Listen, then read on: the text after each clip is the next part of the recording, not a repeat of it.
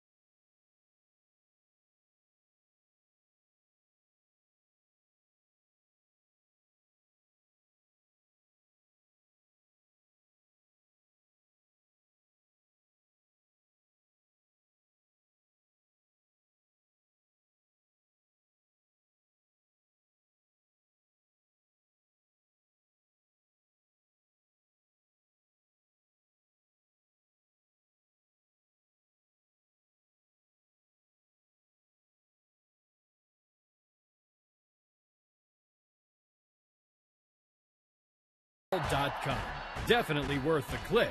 Let's go Bucks. It is a beautiful night for baseball. It's been a beautiful day here in Pittsburgh as the Pirates and Astros meet in Game 2 of this 3-game series. Jeff Karstens getting in his warm-ups. Here's the lineup he will face. Michael Bourne, Jeff Keppinger, Hunter Pence, 1, 2, 3 in the order. Carlos Lee hits cleanup. Brett Wallace returns to the lineup. He is the first baseman, a left-hand hitter. Chris Johnson at third. Then it's Clint Barmas, J.R. Tolles, and Wandy Rodriguez. Jeff Karstens has been absolutely terrific. He'll make his 15th start. Last time out against the Houston Astros, 6 2/3 scoreless innings, giving up just 3 hits, came away with a no decision. Just great work. Great work. We're looking for more tonight. Ball 1. 84 degrees at game time. Clint Hurdle's club in a pennant race on July the 5th. Last 17 home games, Pirates 11-6. Karstens working quickly and ahead of Michael Bourne, 1 and 2. A player you want to keep off the bases. Brilliant, brilliant evening. A lot of sunshine. That'll all be gone after the second inning, but left field, center field, better have those glasses on. Slowed it down. He loves to do that. Okay, strike zone presented by Range Resources. That curveball just curving around that outside corner. And we got the 2-2 count.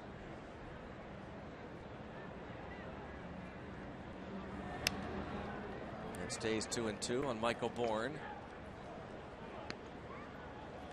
Kept in check yesterday. 0 for 5. How about work fast, throw strikes, change speeds? You think you're Ray Miller? On a base hit to center field. That'll slow things down because you'll have to pay a lot of attention to Bourne over at first base. You know, Greg, we talked about in the open Wandy Rodriguez giving up just 7 runs in his last 6 starts. Phenomenal. Karstens not far behind. In his last 6 starts, just 9 runs. Both of these guys have been pitching extremely well. Both have win totals of 6. Both very impressive ERAs. Should be a lot of pitching tonight. Keppinger now. Usually battles. Tough hitter, 328 average. Bourne with 35 steals to lead the league. Been caught just 4 times.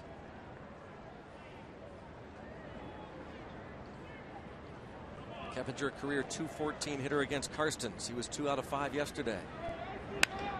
And in the air to left. Presley. Right in the sun. There we go.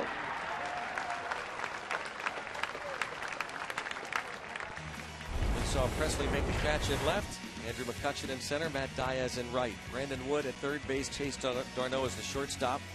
Neil Walker, Lyle Overbay on the right side with Michael McHenry behind the plate for Karstens. Matt Diaz starting against the lefty Wandy Rodriguez. Here's Hunter Pence, second in the league in hitting. His average at .325. Jose Reyes leading the league at .354.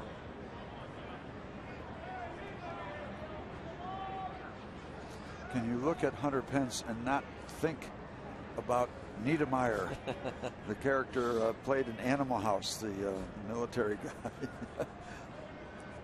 He's an all-star again. Yeah, he's a good player. Hunter Pence can play this game. Proved it yesterday. A couple assists early in the ball game from right field.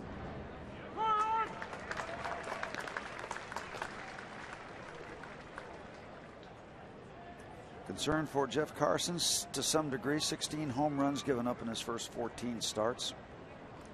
But the control has been superb. 14 starts, 15 walks. Pretty easy math to keep track of. A little over 1 a game. And 0-2. Now Pence, .385 career average against Karstens, 5 out of 13. It's a nice looking curveball. You might want to think about getting that a little further outside. We were talking, you and I, before the game, Steve, about what a pitcher this guy has become. He studies these bats now. Didn't get it. Oohs and ahs from the crowd here at PNC Park. Strike zone. Backing up. John Tumpane, home plate umpire.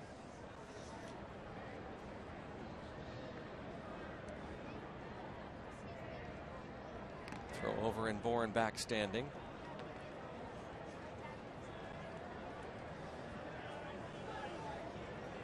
Hunter Pence, 10 homers, 57 RBIs. That RBI total tied for 6th most in the senior circuit. He also leads the league in doubles with Chris Young and Carlos Beltran. And just reaches out and softly hits that into left field. He was out in front, but was able to slow the bat down just enough to make contact over the head of Brandon Wood. There's the curveball. It's not a bad pitch, but Pence stays with it. That's what you have to do when you're hitting 3 1/4. That's what he did. 108 hits on the year, 3rd most in the league. So good speed on the bases. I told you what Jeff Carstens did in May against the Astros. This is career start number 6. He's 2-2 against the Stros.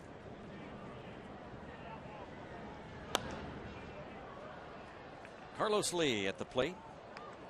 1 for 3, 2 RBIs yesterday. Played first base.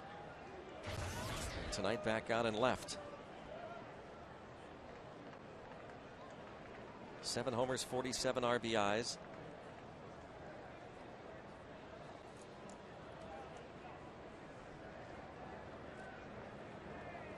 The Astros 29-57, the worst record in all of baseball. Pulled foul sharply into the seats. 0-2. You might think this guy is a pretty good strikeout candidate, but he makes consistent contact for the big man. Only something like 30 strikeouts or 320 at bats. He puts the bat on the baseball. Absolutely one of the toughest players over the years to strike out each and every year. 34-year-old Panamanian. Pickoff try at second.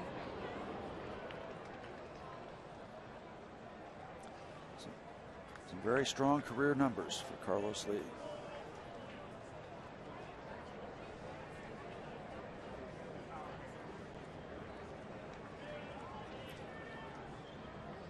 Oh, 2 count. The Tapper. They'll get 1 and they'll get 2. Do it, Jeff. Do it. Again and again. Jeff Carstens goes to the bottom of the 1st. Pirates come to bat.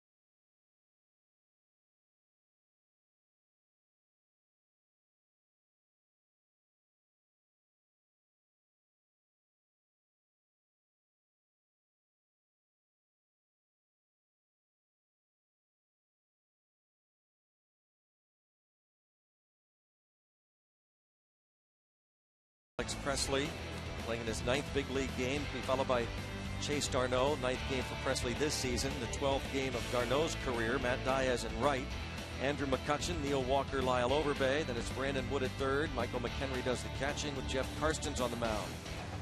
And they'll be working with the diminutive left-hander, Wandy Rodriguez. Not all that big, 5'11", maybe 190 pounds.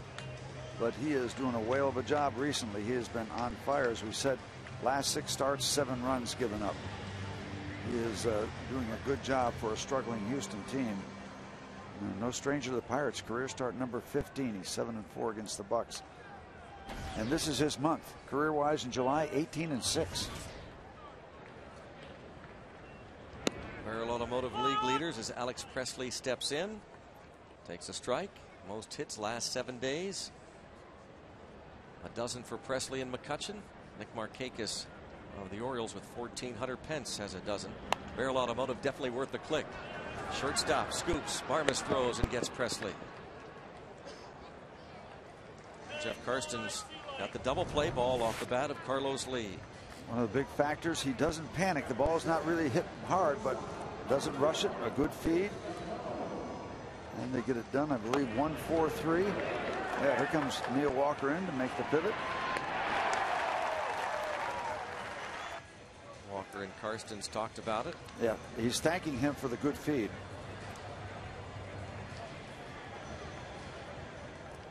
Yeah, I threw it to you because the other guy wasn't there, and that's the way it worked.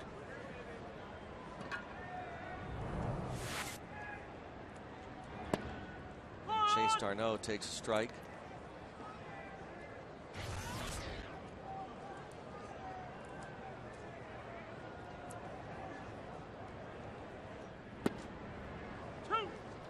A little cut fastball in on the hands of a right-hand batter.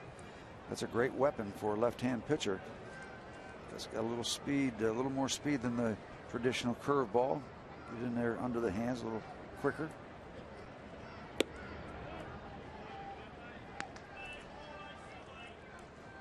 Ball and 2 strikes on Darno. Again playing in his 12th big league game. Leadoff double in the 3rd inning yesterday. Leadoff infield hit in the 5th. Scored a pair of runs. In on him and fouls it off. That's the only thing that Chase could have done with that pitch right there if he wants to swing at it. That ball has to go foul. It's so far in on his hands. The other thing we talked about, you and I, Steve, today as we had our pregame meeting, the interesting fact that the last 2 games the Pirates have collected 16 and 14 hits, and there's a drive toward right center field. Darno showing a little pop over toward the Trib Total Media sign, caught by Hunter Pence on the track. And knocking out a pair of really solid veteran pitchers. Jason Marquis on Sunday and Red Myers yesterday. Myers giving up 13 hits, the most he had given up all season. And he was telling the Houston writers after the game last night that the Pirates' approach was exceptional. He really didn't think he threw that badly. The Pirates hitters swung and missed only 3 times yesterday. That's against phenomenal. Brett Myers. Fouled off 32 pitches. In 6+ innings or 6 innings? Brad Mills was quite impressed by the approach. Yeah, and he said he wasn't hanging the ball up there, putting it in the center of the hitting zone. He said they were hitting good pitches and ruining the good pitches. Good approach there. Base hit the other way. A shot there of Greg Ritchie, whose offense is slowly but surely climbing up the National League. They were second worst in hitting the first couple of months of the season, the Pirates. But now the Pirates have a team batting average of .245, which matches the Phillies, incredibly enough. The Phillies only need 2 runs a game. Yeah. How about that all-star welcome for Andrew as he was announced? He's an all-star to everybody in this building. I have to believe he's going to wind up on that team anyway. There are things going on. Shane Victorino having his thumb examined by a specialist today. Victorino, I know, is on that final ballot vote. Ryan Braun missed the last couple games. 0-2 the count on McCutchen.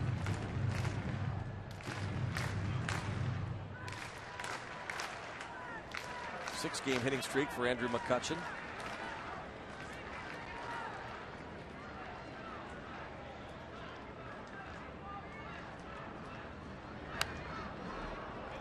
That ball in on the hands.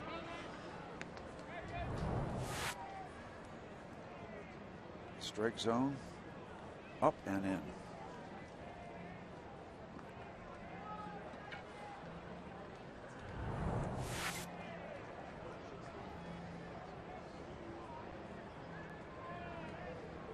McCutchen, 2 for 11 in his career against Wandy Rodriguez. It's interesting, both of these pitchers on a real good run right now. Neither one of them particularly overpowering, but doing a whole lot of pitching. 68 career wins for Wandy Rodriguez, undrafted by the Astros back in 1999. Center fielder Michael Bourne trying to shade his eyes. Popped up. Shortstop Barmes backpedals. And still going back. And makes the catch to retire the side. We played one at PNC Park, game 2 of the series. Bucks and Stros scoreless.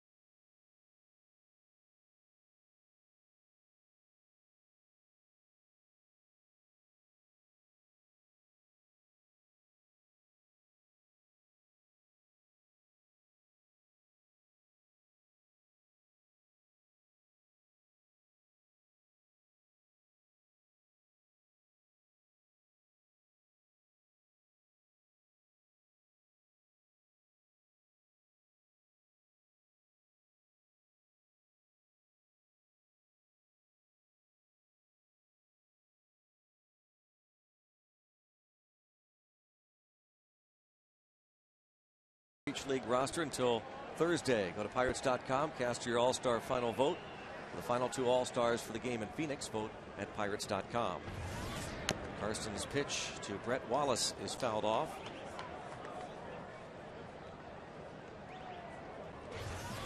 Veteran Jason Michaels started in left field yesterday against the lefty Mahalam. So Carlos Lee played first. Brett Wallace, the first baseman, takes a strike, 0-2, and a look back. Paul Mahalam, nice job yesterday. 6 innings, 1 earned run, 5 hits. His ERA drops to 3.08. Curveball and a fly ball to left. Presley makes the catch. Well, as Clint Hurdle made clear yesterday, everybody whiffed, including those that made the decision to have that list on your left in the National League not include Andrew McCutchen. Incomprehensible, really. I mean, it's one thing to miss out, but not to have McCutchen in the final vote is mind-boggling. There they are. It really is. Go ask every manager in the National League if they'd like to have Andrew McCutchen perhaps above the names on that list. Not to be smart, ask everybody but Bochy. I mean, as Clint Hurdle said, it is a tough job. He's had to do it, but even if the manager misses, for the players and then Major League Baseball to miss, he said everybody whiffed, and he wasn't happy about it. He got on the soapbox. He said, I'm going to do that. And you know what that means to a center fielder, too, when he went Here's the manager. Yeah. Clint Hurdle knows how to send a message to his players, and it doesn't always have to be face-to-face. It can be done through the media. Tony La Russa, Jim Leyland are masters at that. A master slowing it down to 67. Hurdle talked about this getting under his skin a bit. You can tell as Hurdle talked about it. I think everybody whiffed on this one. And I know the challenges that come from it. I sat in that chair, and I know there were managers that were disappointed in me. Well, I'm going to take this opportunity to be one of those managers and be disappointed in the entire process. The MLB whiffed, that he's not one of the guys getting this little vote thing, getting in play in that. They've whiffed on that. That's an absolute whiff. As you said, Steve, it I'm sure means a lot to McCutchen. Yep. To hear his manager say that, and everybody throughout baseball really talking. It's kind of the buzz. Well, think about people raving about the talent package, the tool package of Andrew McCutchen around baseball, not just the National League. He's a gifted player. He's a special player.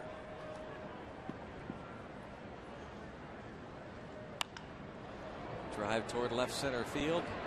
And McCutchen and Presley, and it's McCutchen gliding over to make the catch. 1, 2, 3, go the Stros. 0-0 game.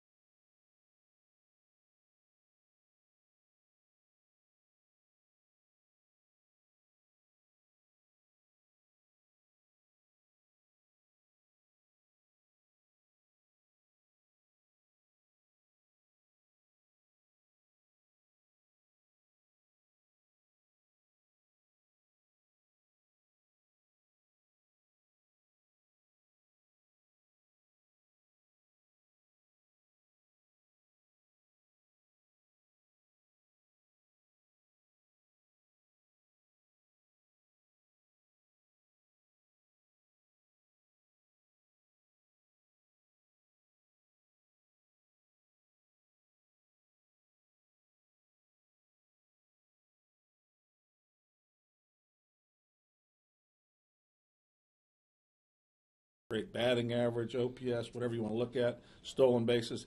He's an all-star. The players, they whiffed. So everybody whiffed on this one for me in Andrew's case. And again, the final words there from the skipper.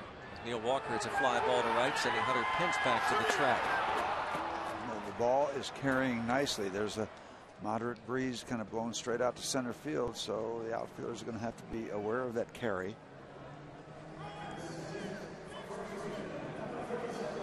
McCutchen, as we said, with injuries that crop up, including Ryan Braun, who's out of the lineup again today, that calf injury, 3 straight games he has missed. We'll be watching those ball games tonight. Cincinnati at St. Louis. And Arizona taking on the Milwaukee Brewers at Miller Park. While Overbay 5 for 12 in his career against Wandy Rodriguez. .417 average. He had a couple of hits yesterday.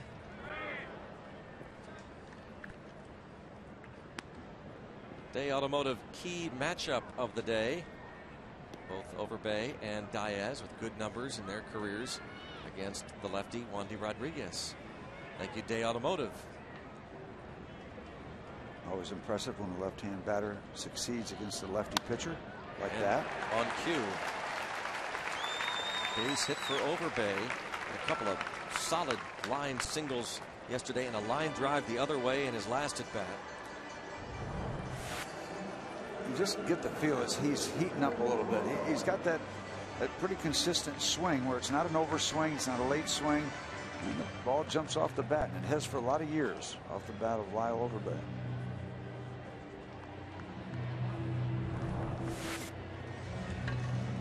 He's aboard. Another hit against a lefty. And by the way, lefties hitting only .217 against Wandy Rodriguez this season. Here's Brandon Wood. And a drive hit well toward right center field. This ball is gonna be gone! Brandon Wood! Hitting some wood on that pitch from Wandy Rodriguez to give the Buccos a 2-0 lead in the second. And that ball jumped out of this ballpark. Jumped out. You gotta be liking these Pirates with the way they're hitting the ball recently. You keep backing up your pitching with this kind of stuff, you're gonna do some damage. Well over the right center field wall for Brandon Wood. Showing some of that power that he displayed in the minors with the Angels, that former #1 pick. And just the 12th homer allowed by Wandy Rodriguez, a 2-0 lead.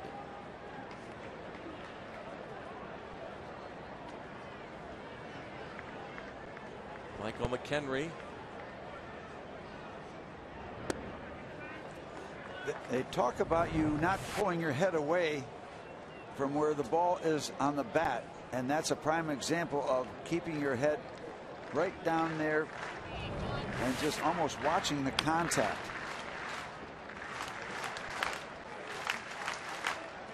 Not pulling away. I'll tell you, it's early in this ball game, but Clint Hurdle once again decides to have Brandon Wood play third. Josh Harrison banged up a bit yesterday, but Clint Hurdle said Harrison is available. 2-2 on McHenry. There's Harrison. Baseball is jumping tonight. Even the 5 balls that have been caught and carrying.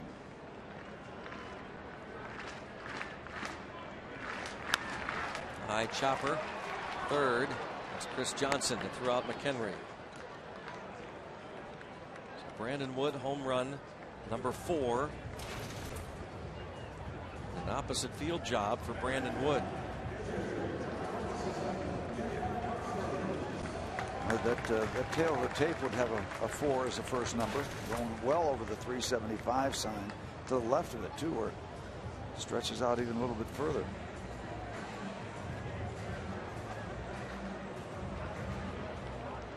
Jeff Karstens with 3 hits this season. Picked up his first RBI last time he played against the Red Sox at home. His previous start was against the Blue Jays, so the DH was used in Toronto.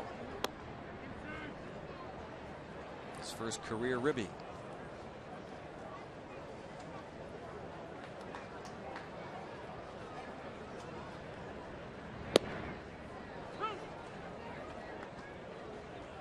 One and 2 on Karstens. Neither one of these pitchers will waste much time between pitches. Get the ball, get the sign, get on with it.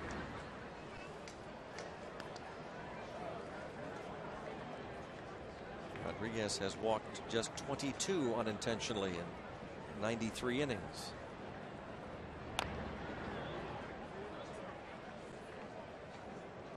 We're going on a sign here. Root on our team. And with Pirates. the Pirates, the in blue.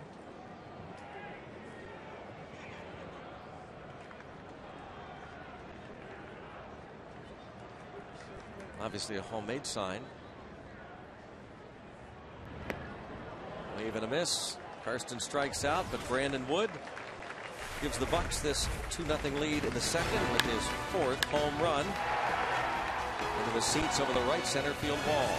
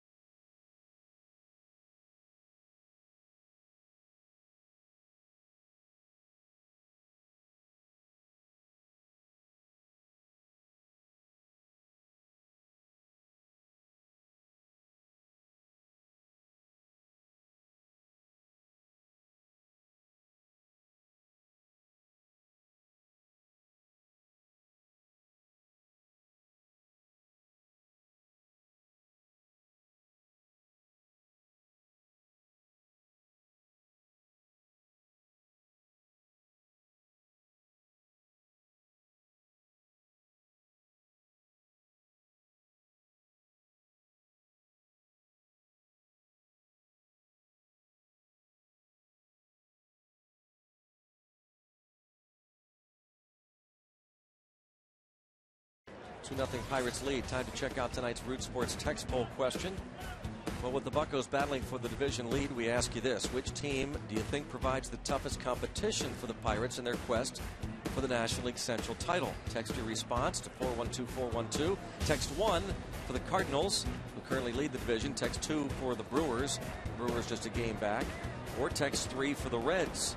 The Reds are a game and a half back of the Pirates at the moment. We'll track the results throughout the game. Remember, no vote limit. Standard text rates do apply. 412-412 to vote. Text 1 for the Cardinals, 2 for the Brewers, 3 for the Reds. Fly ball to left. Presley over. That's the catch. J.R. Tolles is out number 1. What do you think, Steve? Who's the toughest of those No three contest. clubs? No Really? contest. Cardinals. Wow. Early on, no contest. Brewers. Interesting. Very interesting question. Toughest competition. It's early. 412-412. The voters will come in. They'll come in droves. Oh, Droves look of at that. Cardinals. The more you talk, the more they go with the Brewers. It happens a lot in my life. Well, I would agree with that figure and the early results because of the fact that the Pirates just haven't been able to figure out the Brewers. For that reason. What's your vote? Brewers. Coming on now. There you are. The people are coming in. Yep, they're your people. They are your people. Well, there's the wave.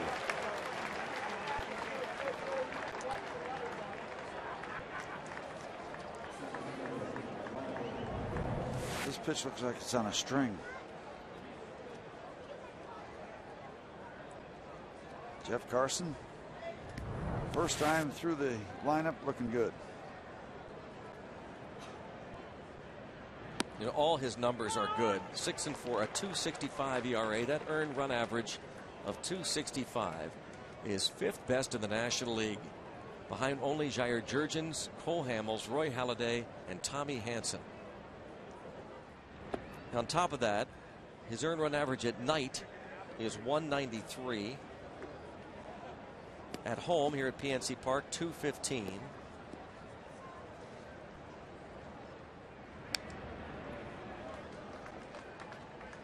One ball, 2 strikes on Michael Bourne, who singled to start the ball game. He's fun to watch. Jeff is really fun to watch these days. Pitching like he owns a joint.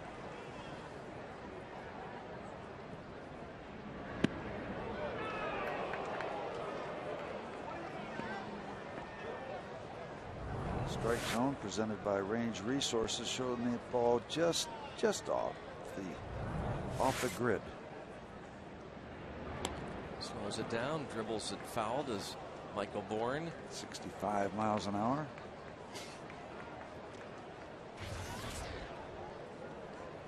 They kid around a lot about the real slow curveball, but it really is an effective pitch. Broken bat maybe to the shortstop. Well done, Chase Darno. Didn't quit on it. Backed up the man just in case, and just in case it came through, he makes the play.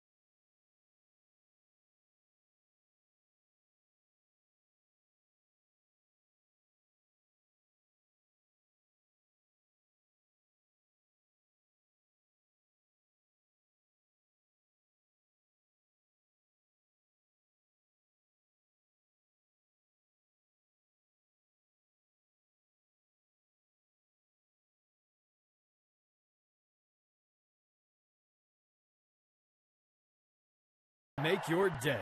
Let's go Bucks.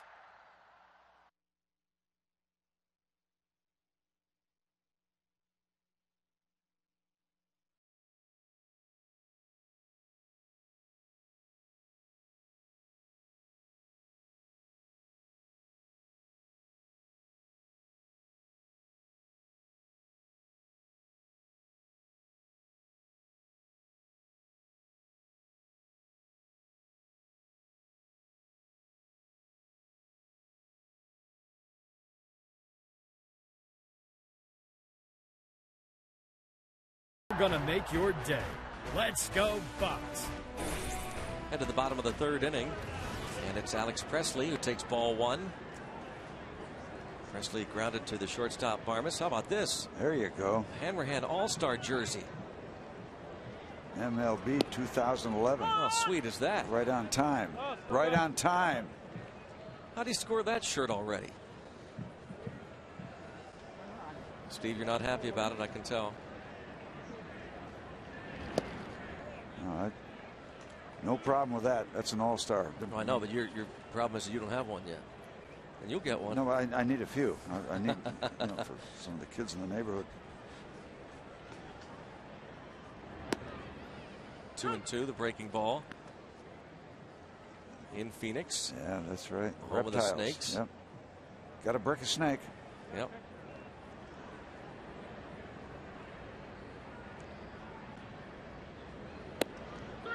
Presley strikes out looking. Remember hearing that from Dave Bober of Daily Juice Products way back in the day. Got to brick a snake. And strike zone showing that he picked up enough of it to get the call.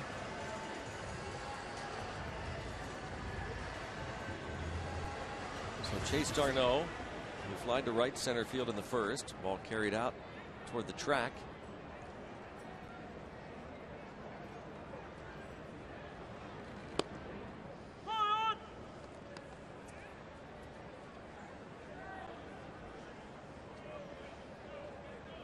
Twelfth big league game for Chase Darno.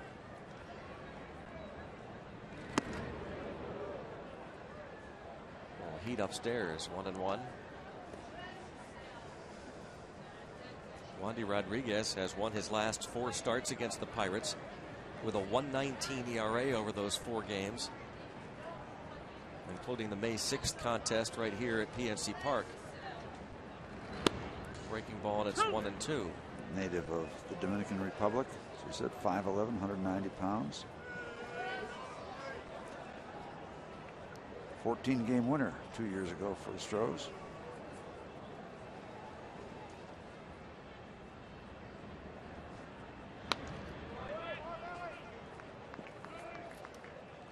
Stays 1-2.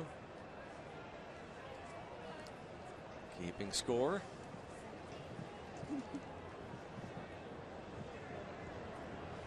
Two runs, 3 hits for the Bucks. No runs, 2 hits for the Astros. Pulled foul. We were talking, Steve, about again the fact that this young Pirates club beating up on pitchers like Marquis and Myers, and now, really one of the top, no doubt, pitchers in baseball, Wandy Rodriguez. Yeah, something like for the last 12 months, if you take a year, then there's a swing and miss from another strike. Say for a year from now back to last year, he's got the best ERA in the National League. That's Halladay. That's all those guys. Since June 24th last year, the lowest ERA among all National League starters at 2.44. The shot from the AGH cam. Just ahead of Roy Halladay and Cole Hamels on that list. Backhanded Barmes, and Diaz is retired. The Bucks go down in order in the bottom of the third inning. Jeff Karstens takes the hill, faces the 2-3-4 hitters on a pup night in Pittsburgh.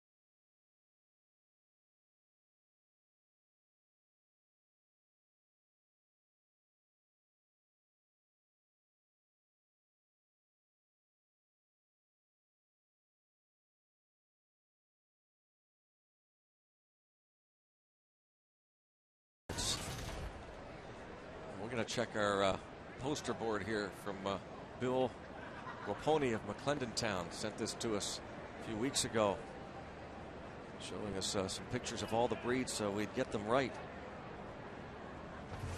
Jeff Keppinger at the plate. Takes ball 1. Keppinger flied to left in the first inning. Pence to follow, then Carlos Lee against Karstens. The great thing that great control does, it just continually keeps the pressure on the hitter. He's always hitting behind in the count. Routine, Brandon Wood on to Lyle Overbay. For years and years and years, batting averages when the hitter is behind in the count, much lower. Steve, You're ahead in the count, your batting averages are higher. Simple. The great thing about Karstens, so many things you have to like about him, but to watch him evolve into this, as you say, true pitcher. Yeah, he's not blessed with the best stuff of everybody, on the staff, obviously, but he certainly has evolved into one of the top pitchers in the game as he gets Pence to chop this to third. 2 up and 2 down. Yeah, you don't have to throw the ball by everybody. Example, Greg Maddux, obviously, he might be the poster boy. Tom Glavine, Whitey Ford. I mean, you can go back. There have been tremendous pitchers that don't blow the ball by people. And, we were talking about this before, too, in the pregame meeting. We talk about blue-collar ethic. Everybody loves him, his attitude and everything. That's fine. But that's secondary right now. This guy's a major league pitcher. That's all well and good. But that used to be the primary things you used to say about Jeff Karstens. Now you should start saying this guy can pitch. And on top of that, good guy, doesn't make any noise, good team guy. Let's switch it around. Let's use pitcher first. He was a 19th round pick of the Yankees. He was dealt to the Pirates in that Xavier Nady deal. This ball hit hard past third baseman Brandon Wood. Racing over is Presley, and Carlos Lee chugging for second. Here comes the throw, and he's going to make it. Yep, with a double. Just enough chugs. A 2-out double for Carlos Lee. Almost had 3 straight outs, 5-3. A well-placed ground ball. Just past Brandon Wood, and Michael McHenry now with the runner at second goes out to talk to Karstens, who again was traded over along with, by now, Ross Ollendorf, Daniel McCutchen, Jose Tabata in that deal. The original trade report said that night that the Pirates had Ollendorf, Tabata, Phil Koch, and George Cantos in that deal. They reworked it overnight, eliminating Koch and Cantos from the equation, and they brought McCutchen and Karstens along with Ollendorf and Tabata. I think they're probably glad they did. Here's a guy, Jeff Karstens. He was in the minor leagues last year. Yeah, he was off the 40-man roster. Yeah. So anybody could have picked him up for a song, right? Mm-hmm. Going into that 2010 season, the Pirates re-signed him. As you said, Steve, he started out at AAA Indianapolis, and then with a rash of injuries on the staff, was called upon to make a spot start or two, then back to the bullpen, filled the number of roles.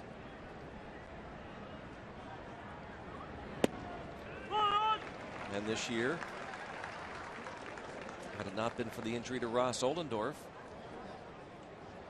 who was hurt at the very outset of the season in April, Karstens was slated to be a long relief guy. Now let's face facts. When Ollendorf comes back, if he were to come back now, Ollendorf would be a bullpen guy. Drive toward the gap in right center, and there is Andrew McCutchen with a toss into the seats. 4 more zeros for Karstens.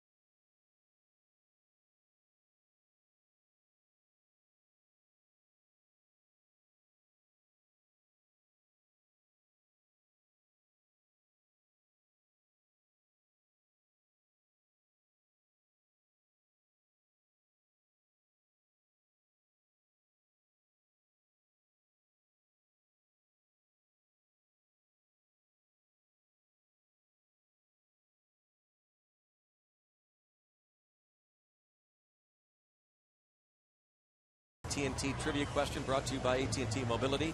Prior to Alex Presley, the last Pirates rookie to record 2 triples in the first 8 games of a season. Omar Moreno. No way. I got that one. This is a lock. No coincidence that Andrew McCutchen comes to the plate and takes a strike. McCutchen popped up to the shortstop Clint Barmas his first time. No, Omar Moreno's in the stands tonight. He's watching the game. The obvious answer is Andrew McCutchen. What in the heck is Omar Moreno doing here tonight? He loves the Buccos. Everybody loves the Buccos right now.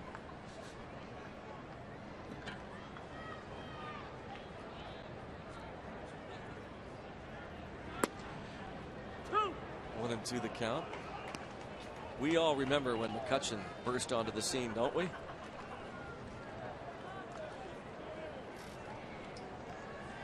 Yep.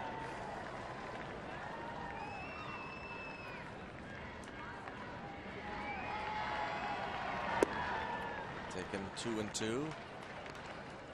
Alex Presley making an impression of his own. Talked to him before the game about this call up as opposed to last September. He said it is different. He said, last year I really didn't play a whole heck of a lot in September.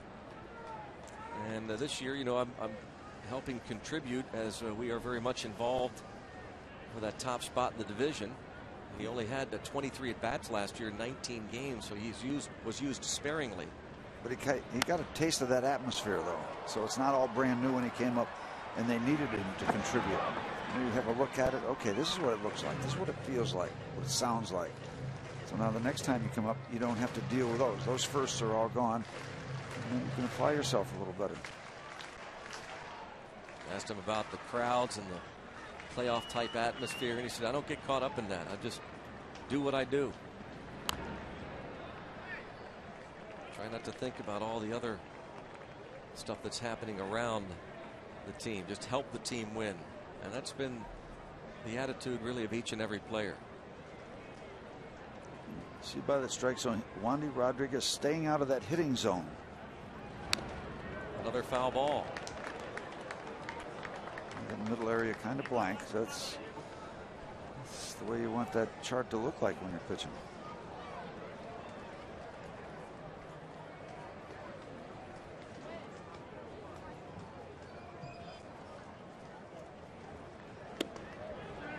Well, Rodriguez loves to do that. But missed in. He'll pick up his share of strikeouts that way. He has struck out 3 tonight, 76 on the year in 94 innings. And he gets McCutchen. He's not afraid to go to the breaking ball in a payoff pitch kind of situation. He's not automatically going to give you the fastball to look at. He's got enough confidence in his control to throw you the hook. Still nothing in the hitting zone. That's a gutsy pitcher that really trusts his stuff. I don't have to give in 30 the fastball just because it's 3-2. Only a curveball. Very good curveball. Many times just the average curveball will shock you and you'll flinch and not be able to turn the bat loose just because it's not the fastball.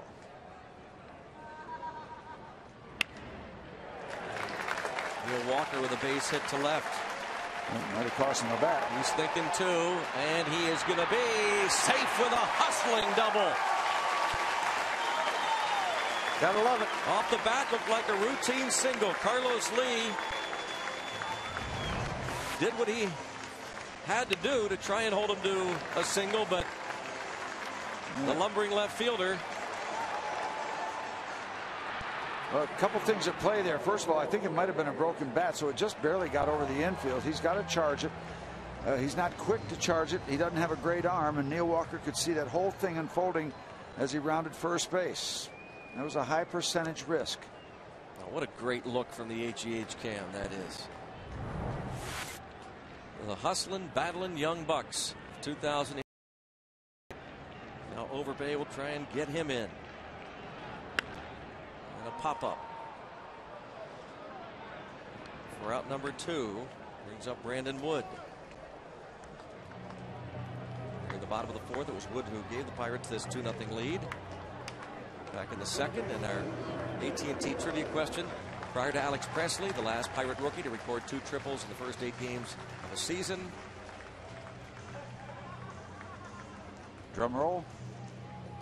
Of course, Yeah. Andrew McCutchen. We were all over that one. Were we? Oh, Greg? yeah.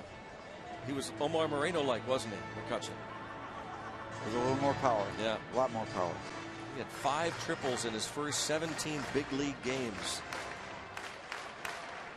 Only one player who debuted in baseball's integrated era from 1947 to that date had reached 5 triples in as few games. That was Jeff Stone back in 83-84 with the Phillies.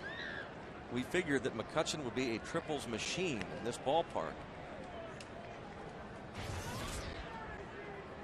And as Clint Hurdle points out, you know he's at his best when he's hitting to all fields, gap to gap. You have to believe the second half of this season we're going to see more of those 3-base hits in this ballpark. Brandon Wood, after a conversation with J.R. Tolles. And you know, those kind of players, Andrew McCutchen type player, they love the triple. And he flattens out when he gets around first base and he knows he's got a shot. I mean, it's just a different gear. And it's fast and it's smooth. Strides get longer. Fans get revved up. Get around second base. Everybody's into it. Most exciting play in baseball. Especially if you can do it with the bases loaded. There's a whole lot of stuff going on.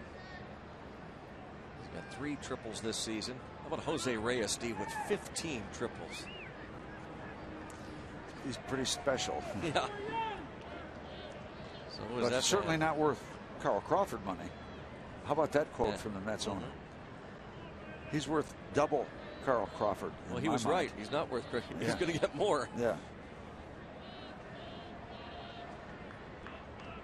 Want to know on Brandon Wood?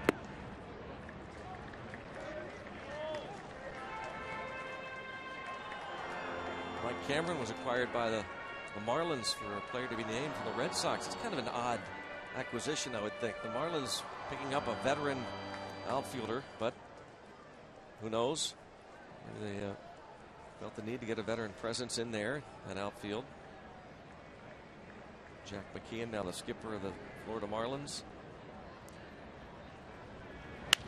Broken bat. Piece of wood there. Brandon Wood has 3 ribbies. And the Pirates just keep on trucking. 3-0 as he singles to center field.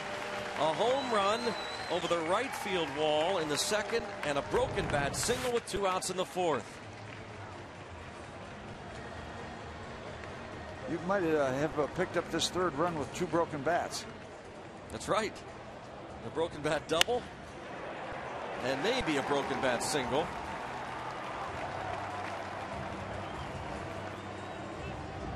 Talked about Clint Hurdle pushing the right buttons.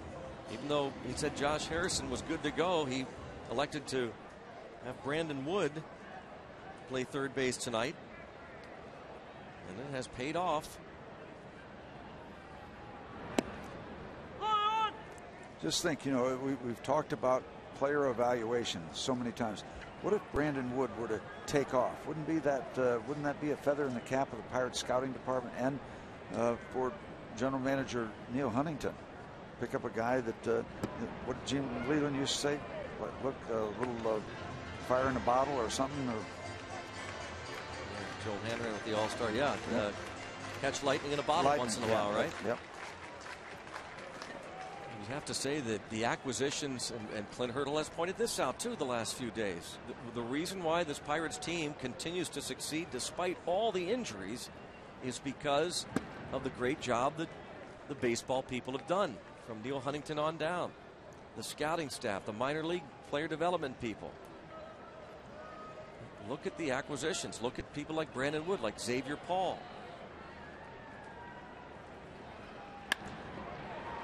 Pass to second by Michael McHenry, and on to first. Pirates add to the lead. A double by Walker, and a base hit for Wood.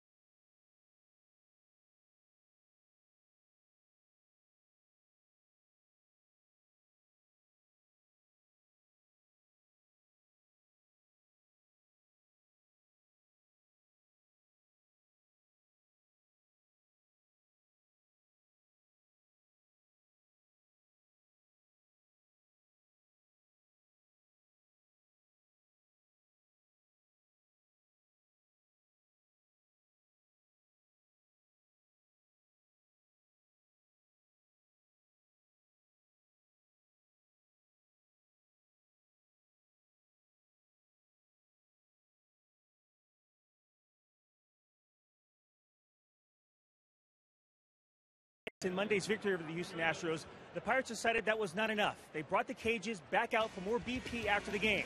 Well, not really, but several members of the media, 35 to be exact, that were in attendance for the game, got a chance to come down on the field and take batting practice and work out on the field. It was all courtesy of Charlie Morton and his fiancée, Cindy, who invited everybody down to the field with a little help of Pirates Charities. It was part of Operation Troop Appreciation Day. And Steve, you and I spoke during the broadcast yesterday with all the members of the military, family, and friends and so forth related to them that were in attendance yesterday. It was just a great day. Okay, the Pirates won, sellout crowd. Awesome, awesome. But considering the military field that was here yesterday, it was really awesome as well. Absolutely. Great shots and great wording, Dan.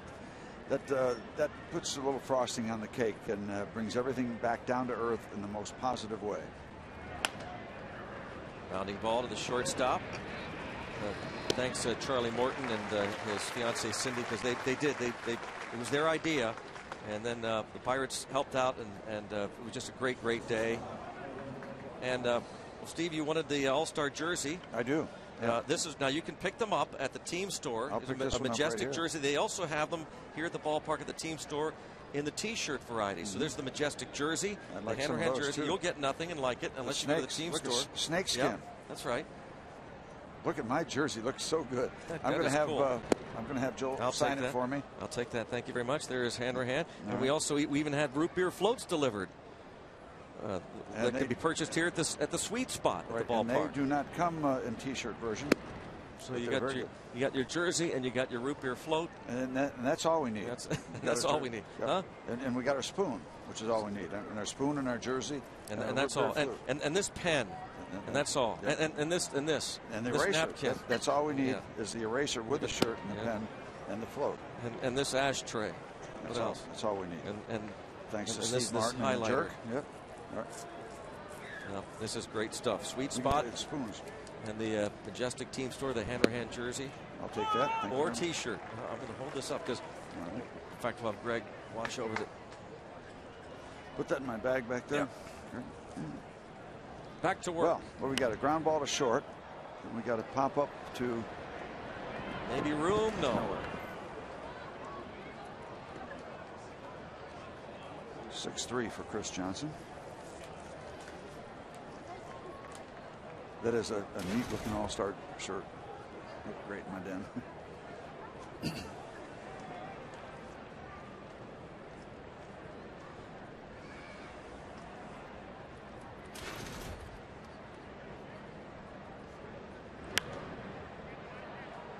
Popped up out of play.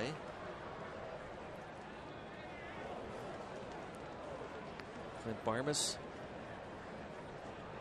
0 for 2 with a couple of walks yesterday, one intentional. Flied out to McCutchen his first time. Grounds his foul. Stays 3-2 on the veteran Clint Barmes. J.R. Tolles on deck. These Astros don't walk a lot, so that plays right into the sure does, doesn't it? Just 219 times they have drawn bases on balls. Ball ripped to left. Back is Presley. And Barmes has homered for the 4th time this season to get the Stros on the board. Well, we mentioned that one of the soft spots for Jeff Carson's the long ball. That's number 17 he's given up in this his 15th start.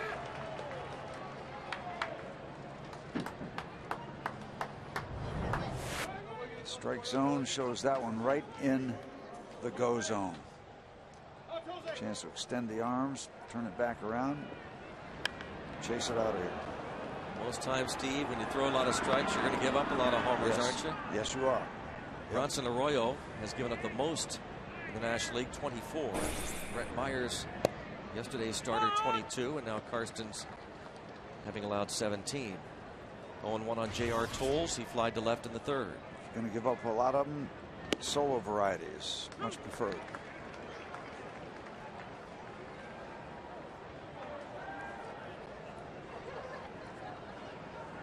Check our poster.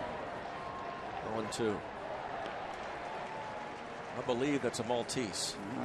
I'm thinking German Shepherd. Are you really? I think you're wrong, but Maltese is a falcon, not a dog. Oh, sorry.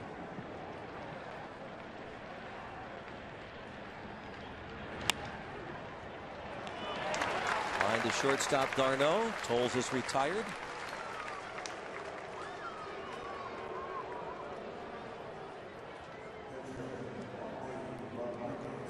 And here's Wandy Rodriguez. Thanks, Bill Raponi of McClendon Town, again for this poster he sent out to us a few weeks ago so that we would not have to guess anymore.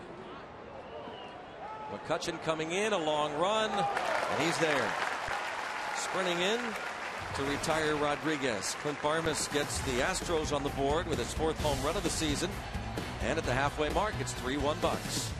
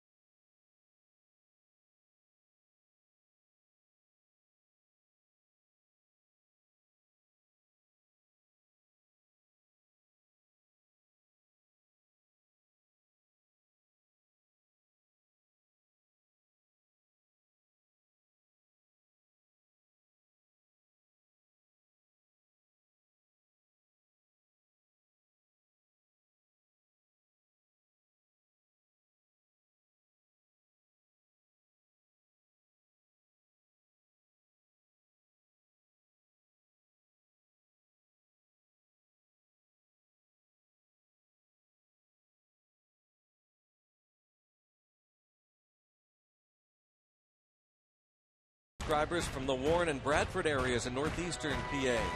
Thanks for rooting on your Pittsburgh Pirates. All of us at Root Sports and the Pirates appreciate your support. Let's go Bucks.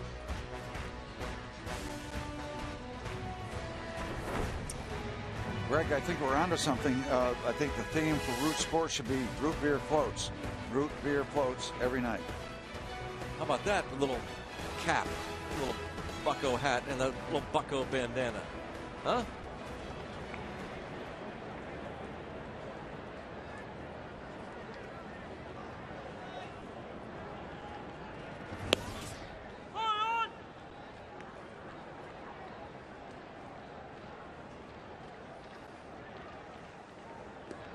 Up night, sold out again.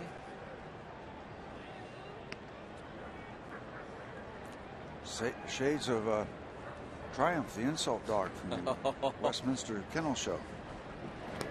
You're in my shot. Lovely bouquet.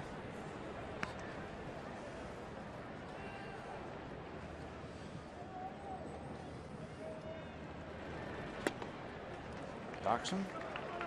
Hot dog.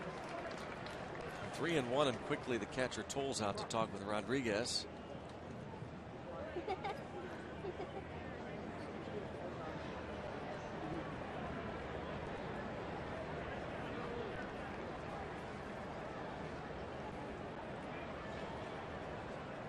hope Dan Potash gets one of these root beer floats, Steve, delivered, right? Sent by people from Root Beer. Yeah, I hope so too. Yeah, it's on the way, Dan. What's the deal? It's on the way. A couple weeks ago, Neverick and Walk get the ice cream in the little hats on a very hot Sunday afternoon. Now you guys are chilling with the root beer floats, and I'm getting nothing. No, you'll be down. I'll tell you what. The next time we have ice cream, Dan, you will have it. The root beer float is just a, down, Dan. This is for you. It's just a tag. It's not that good. I'll take it. No, it's not too good. It's 10 good. How about this? A leadoff walk for Karstens. Draws the walk. First one issued. You have to. Stuff like that boggles my mind too, Steve. With a pitcher like that, this guy's not a rookie. Talk about this guy is one of the best pitchers in baseball. Good control, and he walks the pitcher who, let's face it, Karsten's not the best hitting pitcher in the league either. You're preaching to the choir. It happens. You don't want it to happen. You hate when it happens. Now how does Rodriguez react when it happens? Well, catches the outside corner late from John Tumpane, home plate umpire Ron Culpa, Darrell Cousins, and Jim Wolf. And so the men in blue tonight.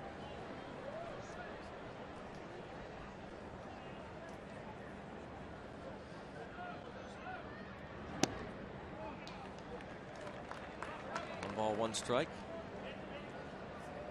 Jim Wolf's brother Randy is pitching tonight for Milwaukee against Zach Duke and the Diamondbacks. They are underway, just underway at Miller Park.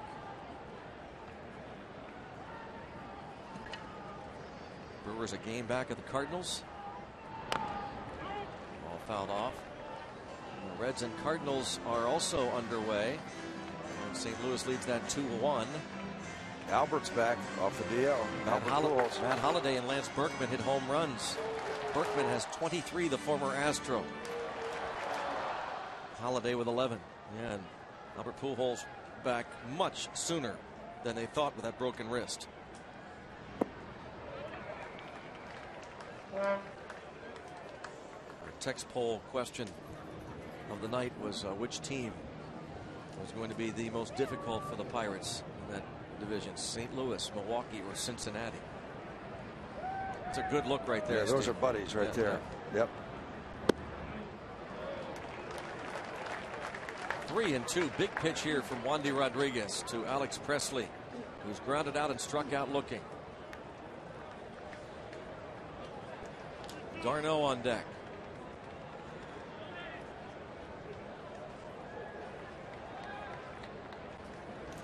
This could open the door.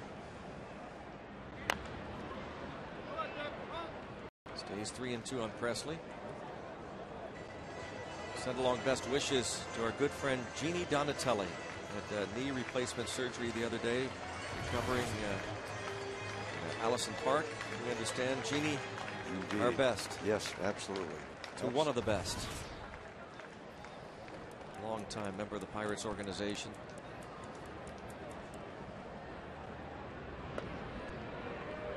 Loving how her Buccos are playing these days.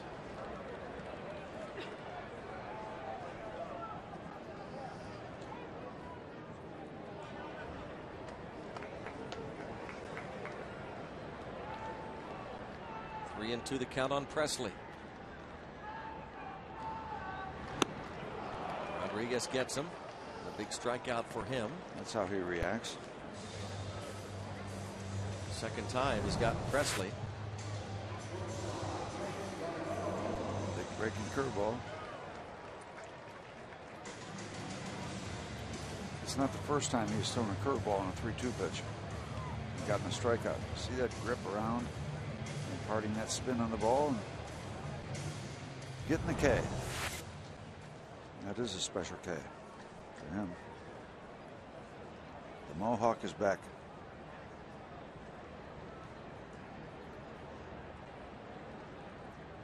Chase d'Arnaud has flied out and struck out. Chase chases. You know, we got to find out. You talked to Alex Presley.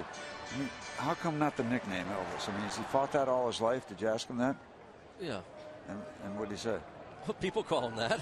Well, then why don't we call him that? You can. No, I don't think so. I think you stay with Alex. You can call him Elvis. I don't call you Bill. Or James Brown. That's up to you. Oh, you are something else. 1-2 on d'Arnaud.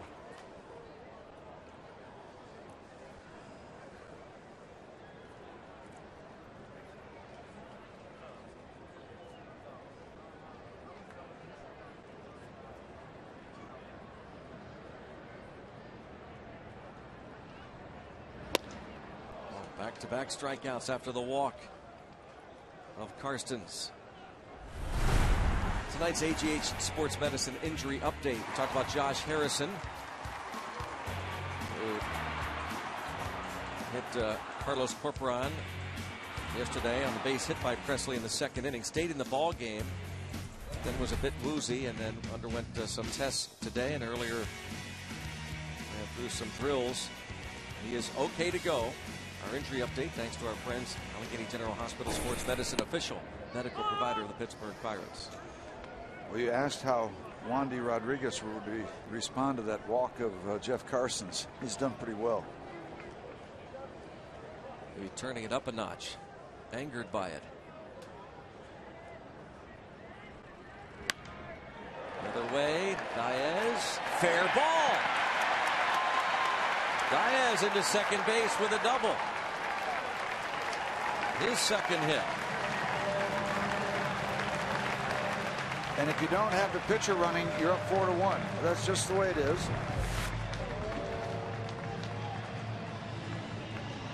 2 outs, ball down in the corner like this. Certainly not Jeff Karstens' fault. Still wind up with runners on third. We'll look at the Matt Diaz double. This sets up an interesting situation. Did they even pitch to Andrew McCutchen with first base open, and Neil Walker, who has struggled much this season against left-handed pitching, and they are going to pitch to him. McCutchen has popped up and struck out. He's just 2 for 13 against Wandy Rodriguez. Ball one. What will he get to hit, though? Yeah, Neil Walker, what, 202? Came in hitting 202 against lefties. However, he is 2 for 7 in his career against Rodriguez. Last time Rodriguez pitched against the Pirates here at PNC Park, Walker homered off of him. So the first pitch nowhere close to McCutchen. All fouled off. 1-1.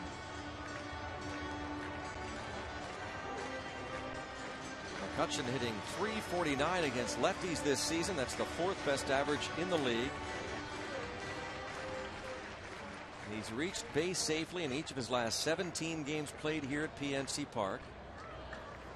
Hit .442 in his home yard last month. And takes inside 2-1.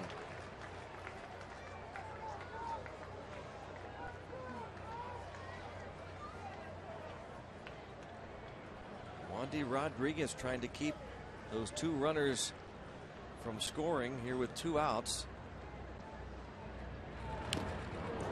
Foul ball, and it's 2-2. He never gives in and throws the fastball when everybody's thinking it's coming. This is a big point in the ballpark, or the ball game right now. If the Pirates get these 2 runs in, that is huge. If Wandy gets Andrew, that's huge from his standpoint. He got McCutchen to pop to short to end the first inning. He struck out McCutchen to begin the 4th. He has thrown as many as 126 pitches in a ball game. So yeah, the count is up to not a huge issue at this point. 2-2 on McCutchen. Count got to 3-2 when Rodriguez struck him out with a breaking ball after throwing that fastball inside. I wouldn't be surprised to see the breaking ball again right here. Did Andrew afford a guess? Oh, he did indeed, and in the dirt. McCutchen does not offer. Now it's 3-2, the same count. And you almost have to, Steve, just play the guessing game. He's going to throw another breaking ball now. Yeah, even if he doesn't go to the breaking ball, I don't think this ball is going to be close to the strike zone. Right. He's not going to throw him a strike here. I think he's going to throw another breaking ball. Either a breaking ball or a fastball up and in. I don't think he wants to miss anywhere out of way. And there's a fastball hit out of play off to the right. He did go away with the fastball. So the guessing game here between McCutchen and Wandy Rodriguez. Yeah, I thought he would try to tie him up with a fastball up and in if he threw it to him. McCutchen has seen a lot of pitches. His previous at bat, we talked about, got it to 3-2 and struck out on the breaking ball. 3-2 now. They want it in. Breaking ball, and it's bounced to third. Johnson throws on to first, and Wandy Rodriguez gets out of it, getting McCutchen to hit it to Chris Johnson. Pirates lead by 2.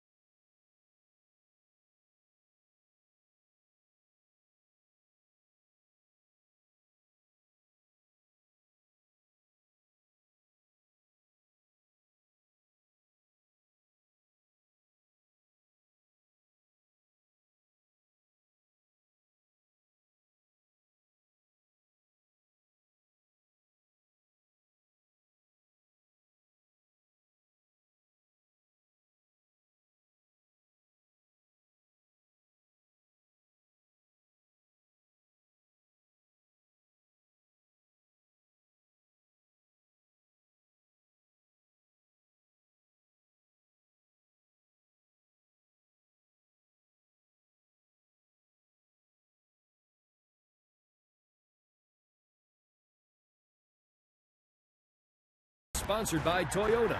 Buy right the first time and save more. Visit your local Toyota dealer for details. And by AT&T. Let's go Bucks. Back to our Root Sports text poll question tonight. Which team provides the toughest competition for the Bucks in the Central? Watch Steve this. says got to be the Cardinals. Text 1 for St. Louis, 2 for Milwaukee, 3 for Cincy. 412-412 to vote. Think about the track record. Come on. Yeah, against the Brewers, the Pirates haven't done anything. Well, you're right. People are closing the gap. You've become quite convincing. Yep. The Bucks 2-1 against the Cardinals this season. 0-5 against Milwaukee. And the D-backs score 4 off Randy Wolf in the first. Good news. 1 ball, 2 strikes on Michael Bourn. Pirates have won 5 of 6 against Cincy.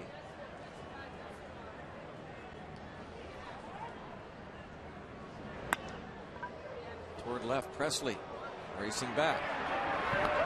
1 out. And if you look ahead to this schedule for the Pirates, tomorrow night, this series against the Astros concludes with Charlie Morton on the hill against Bud Norris, an off day on Thursday, and then the Cubs in for 3. As you take a look at our ongoing Root Sports text poll question, the toughest competition. 412-412. 1 for the Cardinals, 2 for the Brewers, 3 for the Reds. The Pirates will go to Houston right after the All-Star break and then host the Reds and the Cardinals starting Monday, July 18th. 2 night games, then an afternoon game on the 20th, and a weekend series against the Cardinals. That will be some fun stuff. A lot of electricity, you would think. Go to Pirates.com for your tickets as the curveball to Keppinger is a strike. The hook from the strike zone angle.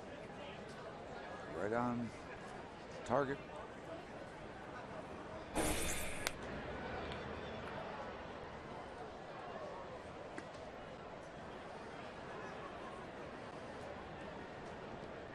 Oh, 1-2 on Keppinger, former Pirate farmhand.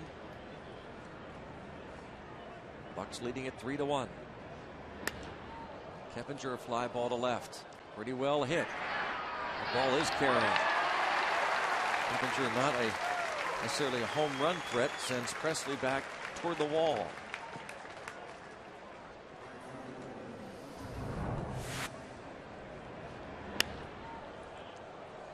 Yep.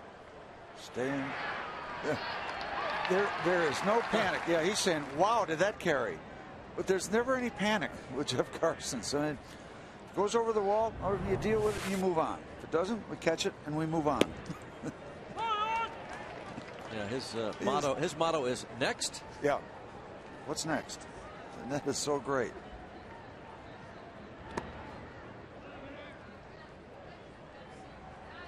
Ball to strike on Pence, who has singled and bounced to third.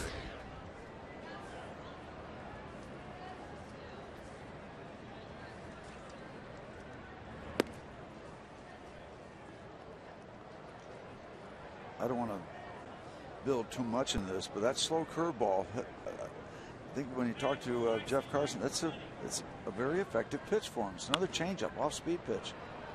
Ground single to center. So Pence 2 for 3 now with 2 swings that he waited till the last minute. The body was out there and he was able to stop the swing just in time to stay in there enough to punch the ball up the middle in that case, or just over the head of Brandon Wood the first time up.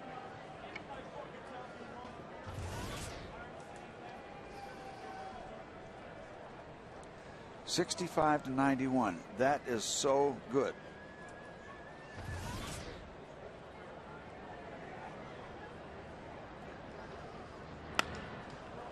Drive to center. And McCutchen for the final out. Jose Tabata, I don't know if he'll be able to play today. Doesn't look like.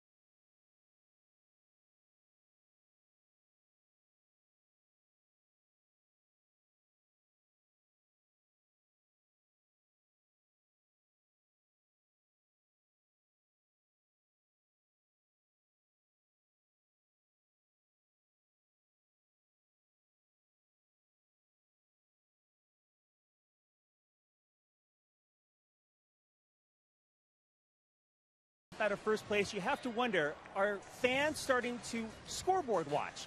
Well, of course they are. The bigger question is, are the Buccos starting to scoreboard watch? Here's manager Clint Hurdle. There's guys that are watching that scoreboard every time it flips. There's some guys that probably still don't know we got a scoreboard out there.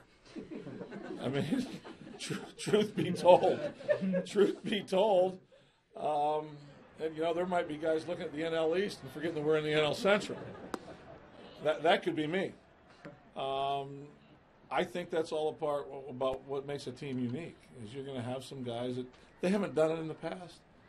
So do I need to go out of my way and say don't do that? I think it's kind of neat for some of them to actually talk about it or having those conversations out there, as long as they manage it well, and I believe they will. I have confidence in that. Guys, is it just me, or does Clint Hurdle kind of make you want to run through a wall for him? Well, that's for sure. There's a ground ball and a nice play, but no chance for Barmes to retire Neil Walker. It's a leadoff infield hit. He has just been, I think, the perfect man for the job, Dan. He really has. I think Pittsburghers all agree. He certainly has grown on not only the players, but this area. Yeah, and I think it starts with the players, too. I think the players think that he is straight with them. He backs them up. And he's got a great personality, and he knows the game. So yeah, it's, nothing not to like. Nothing not to like. Saw that scoreboard showing you the Diamondbacks leading the Brewers 4-1. Zach Duke against Randy Wolf. Fly ball to shallow center, and it drops in. Overbay thought that was just a pop-up, but it drops in for a hit. First and second, nobody out. This Sunday, Bucks and Cubbies at 1:35. All youngsters 14 and under get a pierogi wind-up racer, courtesy of Mrs. T's Pierogies. Make that plural, wind-up racers. Come early for the #1 Cochran Kids Fun Zone on Federal Streets Day after the game. Kids can run the bases thanks to H.K. Anderson Pretzels. Go to Pirates.com for tickets. Bucks Cubs 135, and how about that? Wind up pierogi racers, courtesy of Mrs. T's Pierogies. Now it's Wandy Rodriguez against Brandon Wood.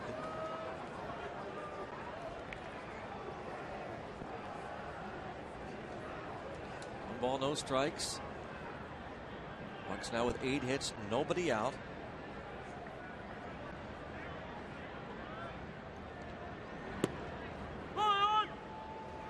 It is just the second time the Pirates have had a leadoff man on, let alone 2.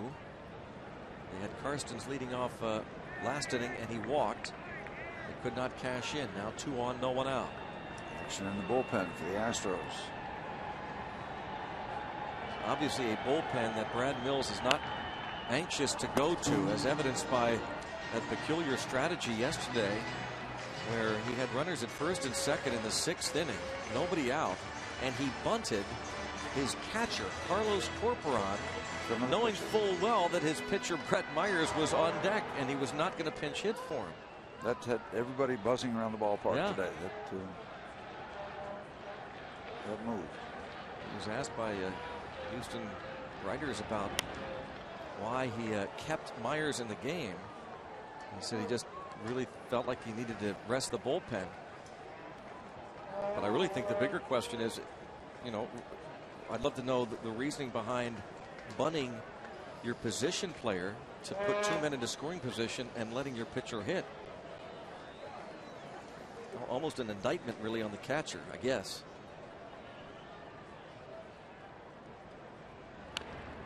One and 2 the count on Wood. There's Fernando Rodriguez.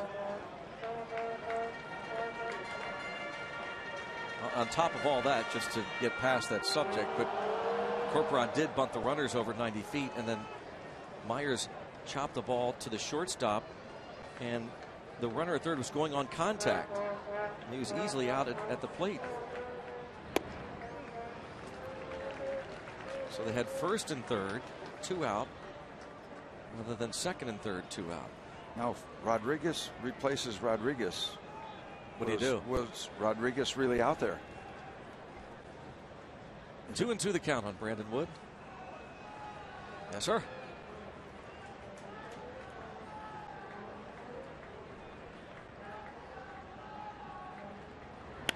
Line drive, foul. Brandon Wood looking for a 3-for-3 night, and so far so good for Brandon Wood.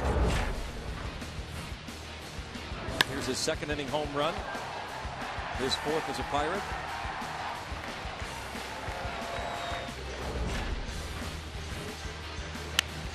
And his base hit that brought in Neil Walker in the 4th. This would have been nice, Steve, huh? Oh, down in the corner, let it rattle around a while. Another strategy session between J.R. Tolles, the catcher, and his pitcher. He was about ready to throw his 100th pitch.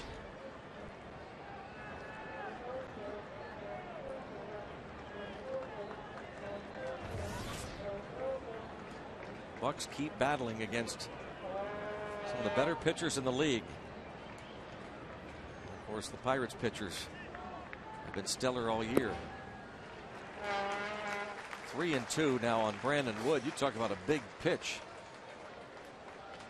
Maybe a chance to load them up. You wonder if that would spell the end of Wandy's night. That's what I was thinking about. He might have to throw a strike and get an out to stay in this ball game.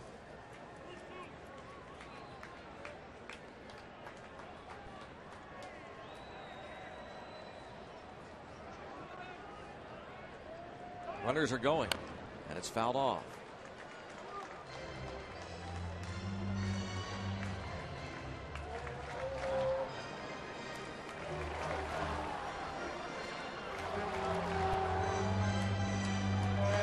Leyva third base coach,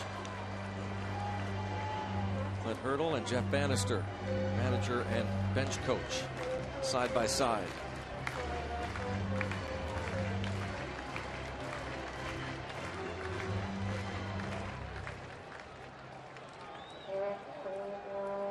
Another 3-2 pitch due to Brandon Wood.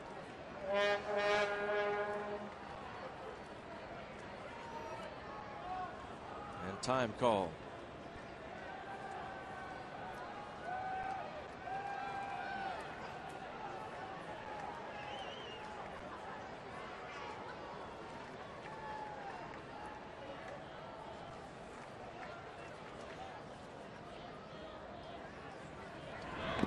Checks, takes, appeal, no, says the first base umpire Ron Kolpa, and they are loaded. And Rodriguez is hot. He thought that should have been a swinging strike.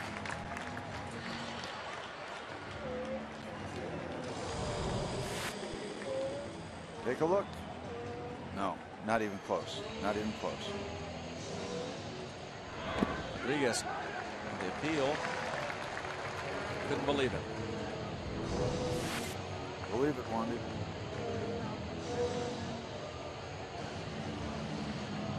Brandon Wood on base 3 times, and the batter Michael McHenry. He has grounded out twice. McHenry picked up his second big league RBI with bat yesterday in the 2nd inning. Base hit that scored Lyle Overbay his first major league ribby on the road trip came on a bases loaded free pass. You've almost got the Houston outfield alignment straight across as Michael Bourne playing extremely shallow. Ball 1 on McHenry. Kind of a unique configuration where they mowed the outfield here for this homestand. Good job, Manny Lopez and his group do. Let's see if we can find a gap here. 1 ball and 1 strike the count on McHenry.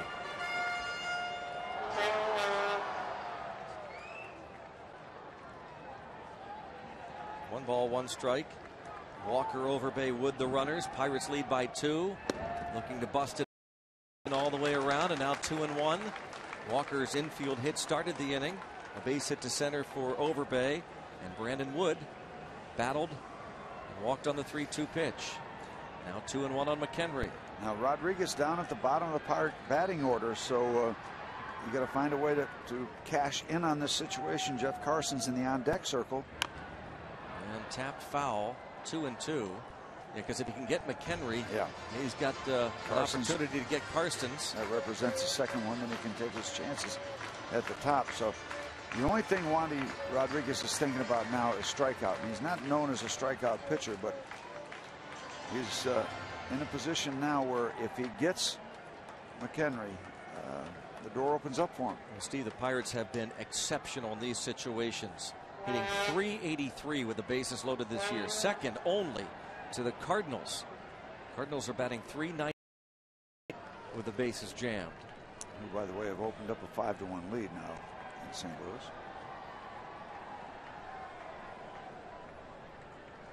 Two and two the count.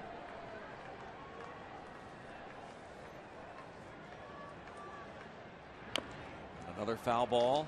The curveball. He's got 6 strikeouts. I haven't kept track of exactly how many of those have come with the curveball. I know a couple have on 3-2 counts. Tough to get something by the fort Wandy's trying to do that.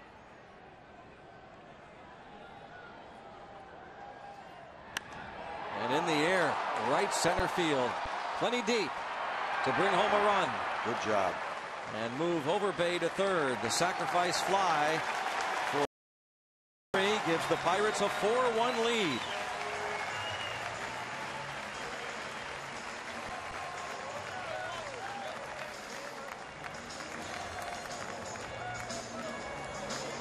Well done.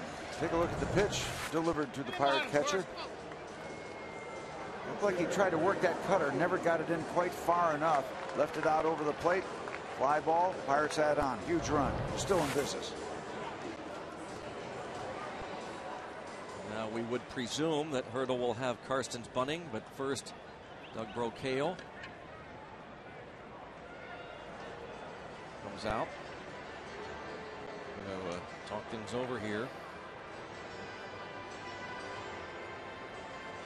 Brocail took over when the Pirates were in Houston earlier last month.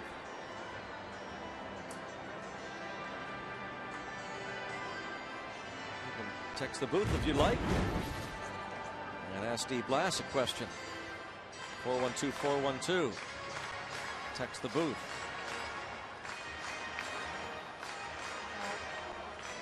Brad Arnsberg was fired earlier this season, a few weeks ago, and Doug Brocail taking over as pitching coach. And now Karstens with runners at the corners and one out. And not bunting. I said you could presume it, but never a done deal, never automatic with Clint Hurdle. And Jeff will check down with McLava to make sure what may or may not be happening.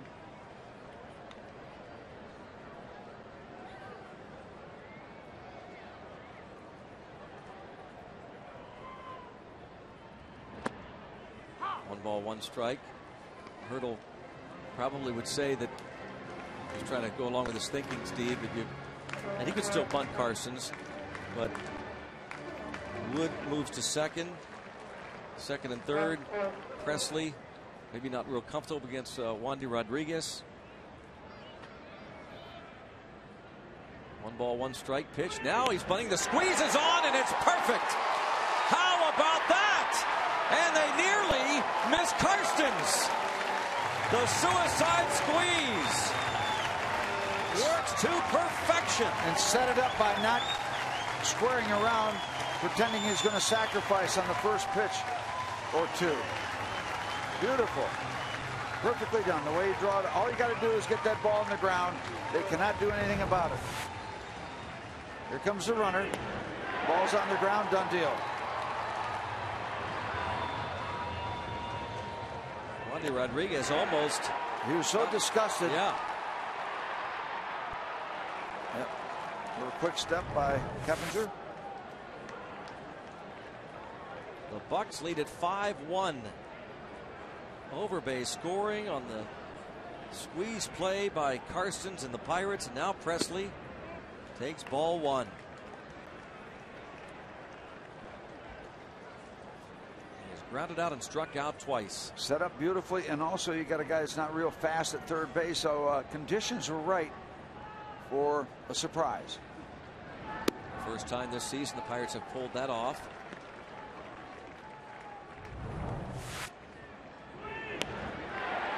Perfect. And it doesn't even have to be, but it was.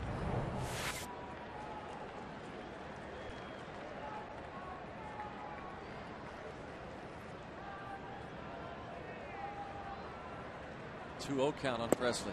3-0. Is that fun for a pitcher or a little nerve-wracking? It's nerve-wracking, and you have to answer. They have a special sign so they know you've got it. As a pitcher, you put your hand up at the end of the bat or whatever sign they have. That lets the third base coach and the runner know that you've got the squeeze on, and you're aware that you've got to do it. It is. It seems like an hour and a half as that pitch is coming into home plate. Just let me put the wood on it. Let me get it down. Doesn't have to be anywhere but fair. I guess if there's one pitcher on any team you don't mind putting that squeeze play on for, it's Jeff Karstens. Yeah. If it works, fine, we go on. If it doesn't work, fine, Next. we go on. Yep. Dribbler. And the final out. A disgusted Wandy Rodriguez watches Jeff Karstens drop down the suicide. The Pirates add to the lead, picking up 2 more on the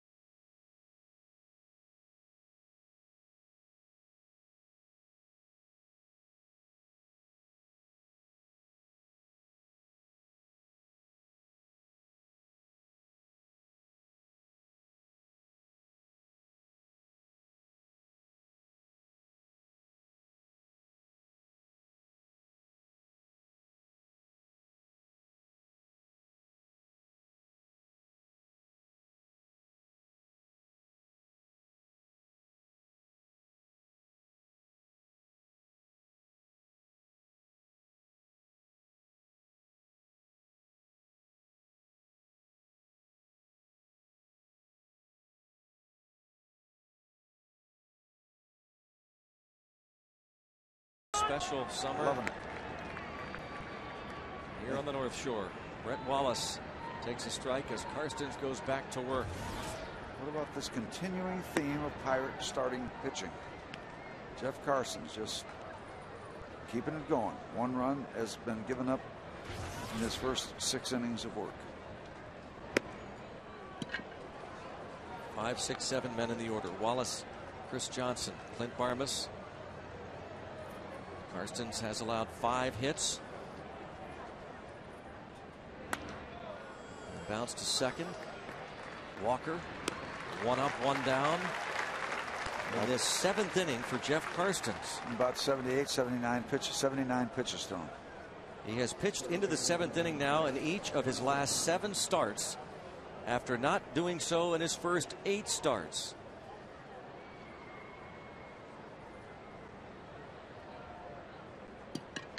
Chris Johnson has struck out and bounced to short.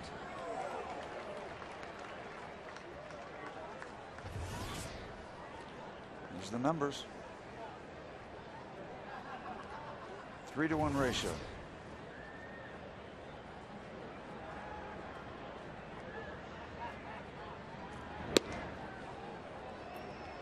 Remember way back when he's first starting, he said, all right, well, you got to watch him close in the 6th inning. 75 pitches, and that was the red flag. We're watching him close now. Yeah. I'm loving it.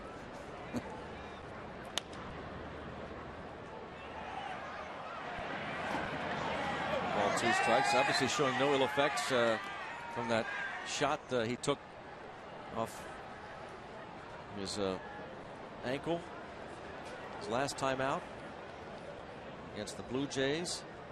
Hit, I guess, on the side of his knee by Adam Lind, the 4th inning of that game. In the air to center.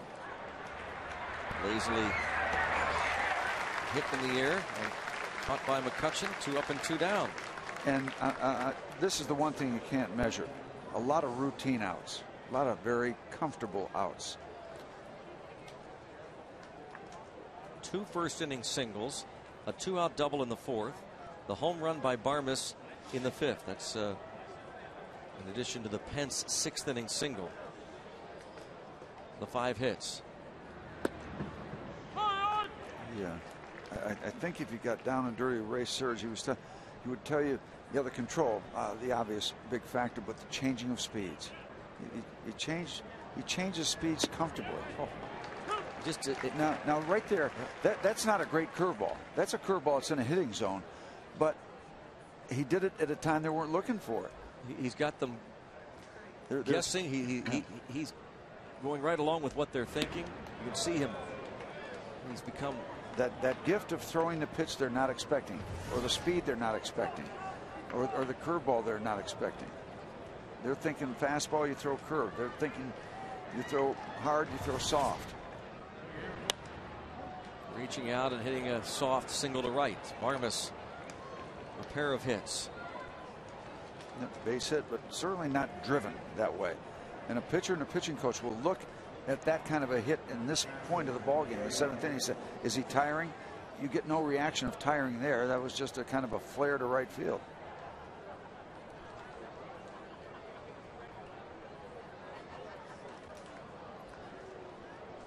They're going to start moving around out in the Pirate bullpen. Maybe just because it's the seventh inning. They're going to get busy. It's going to be Chris Resop. J.R. Tolles will be coming to the plate. Tolles has flied to left and lined to short. Well, the Pirates and Cubs meet this Friday at 7:05. Free Shirt Friday. All fans through the gates get a Pirates t-shirt courtesy of Duquesne Light. Go to pirates.com/Free Shirt Friday. Greg, well, we have a minute too. Want to send along best wishes to a couple of buddies of mine who are very, very good Pirate fans, a little bit under the weather. Roy Augenstein and Mike Morelli. There aren't two better Pittsburgh Pirate fans, and they've been fans through the rough times too. So Mike and Roy, thinking about you. 7-1 Arizona. Yeah, Mike and Roy are liking that. Brewers starting the day a game back of the Cardinals in the Central. Pirates with a win tonight and a Brewers loss would be in sole possession of second place in the division. 0-1 on Tolles.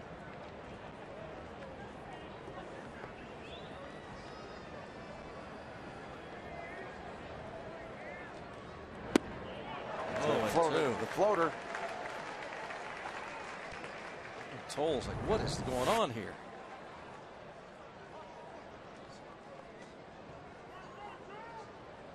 What was the name of that dolphin? Flipper? There's the Flipper. PNC Flipper.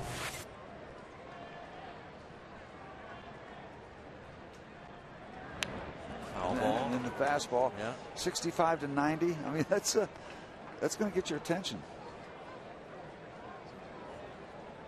Talk about that knee that took the shot off Adam Lynn's bat in Toronto.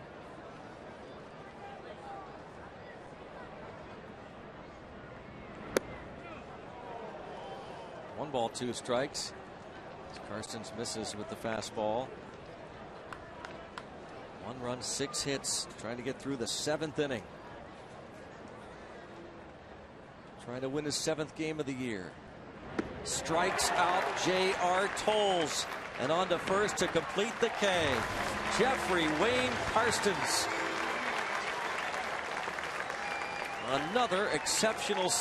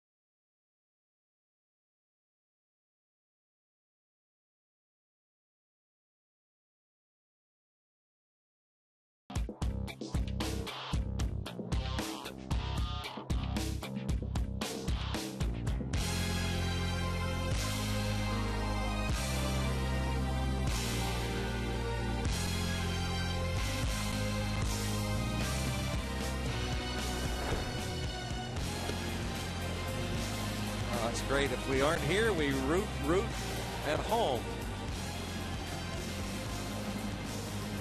For the home team.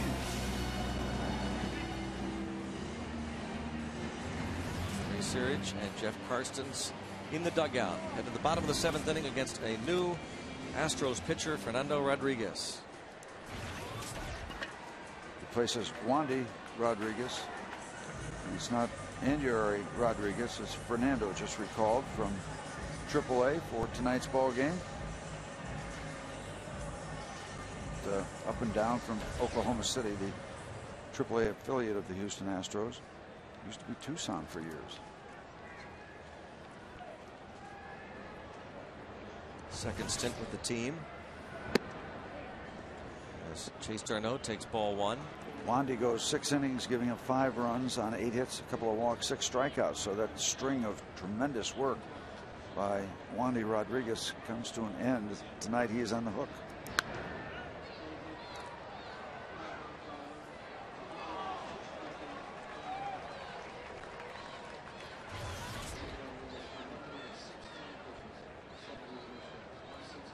d'Arnaud 0 for 3 against Wandy Rodriguez with a flyout and a couple of strikeouts.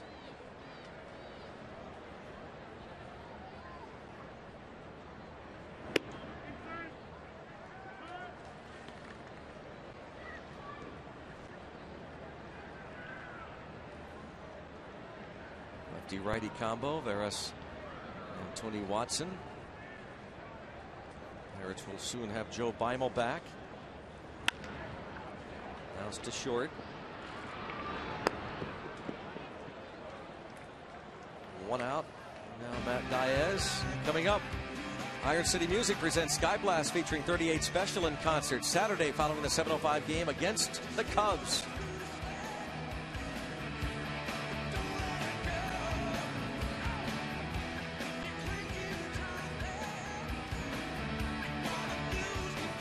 Valley fireworks will light up the sky. Iron City Music presenting Sky Blast with 38 Special. Tickets going fast. Go to pirates.com. Matt Diaz takes a strike. Checking out the First Pitch magazine. Some great stories in there. You look up when you get to the ballpark. 1 ball, 1 strike on Diaz.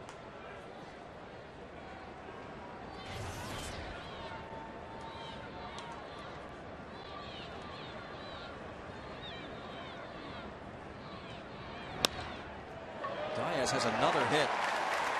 He's been on fire. 3 for 4 tonight. Came in over his last 6 games batting at a .370 clip. Looked like he went way downstairs to get that ball. So look at it.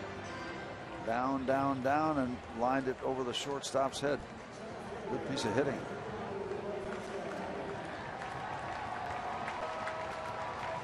Diaz really starting to come around now. And maybe no surprise. I've heard people say, Steve, on talk shows and such that, you know, Diaz hasn't done anything, giving up on him. It's a .300 career hitter. He can hit. Showing it tonight.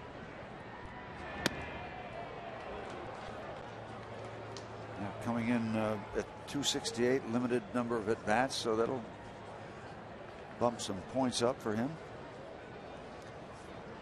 Andrew 0 for 3 tonight. Rarity.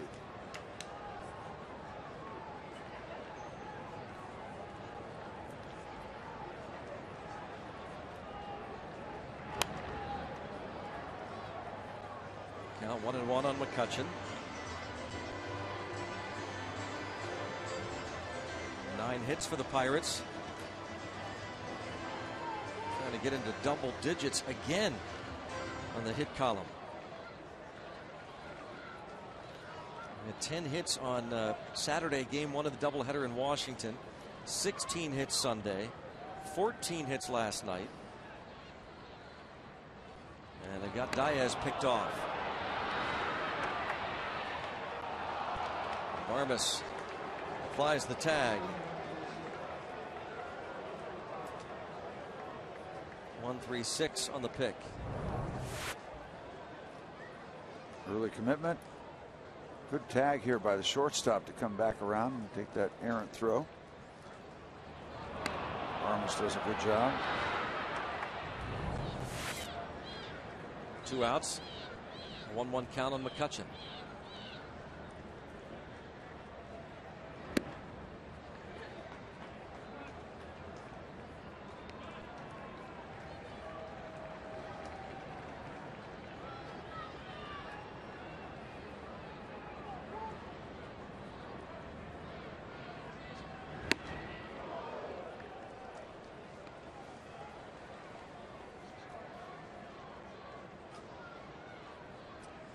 St. Louis just laying it on the Reds now at home, 8-1. Well, you said they were going to be tough, those Cardinals. Well, yeah, you can tell by the voting. Matt Holliday has hit 2 home runs in that game. The Cardinals well out in front. Edinson Volquez gave up 6 runs in 5 1/3. The Red starter, Jaime Garcia, in line to win that. A lot of runs for Zach Duke. Beating up on Randy Wolf. There's ball 4. Brings up Neil Walker. And will bat from the left side against the righty, Fernando Rodriguez. But Steve, people still pretty much convinced the Brewers will be the toughest competition for the Pirates. You can still get your vote in. 412-412, our Root Sports text poll question of the night. 1 for the Cardinals, 2 for the Brewers, 3 for the Reds. Apparently a lot of the voters aren't checking out the scoreboard tonight. Well, that's not the question about just tonight. I feel like it's an indicator. We're asking which do you think provides the toughest competition for the Pirates in their quest for the National League Central Division. We didn't say which team would be the toughest tonight. Well, I think amongst those 3. But if you project from tonight, it should be pretty clear. Oh. See, you speak and they listen, Steve. These are your people here. See this?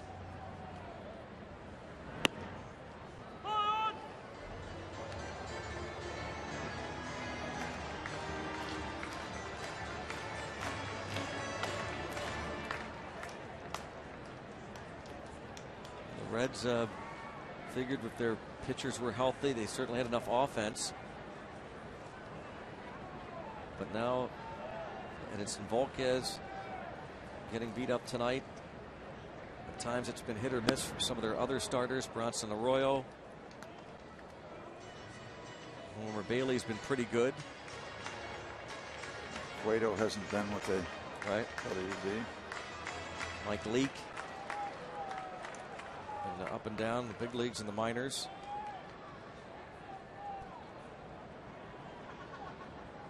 Mention again, those Reds will be in town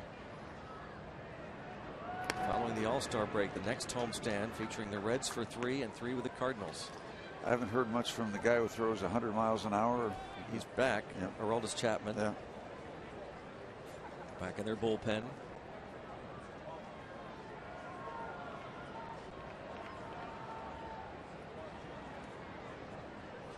The Cardinals, who beat Cincinnati last night, looking to make it 2 in a row and stay. Ball fouled out of play. Atop the division by what would be a game and a half over the Pirates. And the Brewers, if they lose, they'd fall to 2 back. The Bucks would be in sole possession of second place in the Central.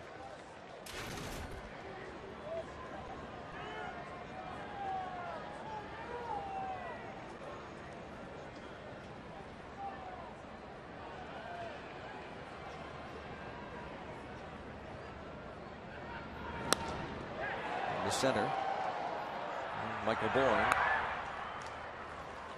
for the final out. We move on to the 8th. Great night in the Berg. Pirates are leading at 5-1.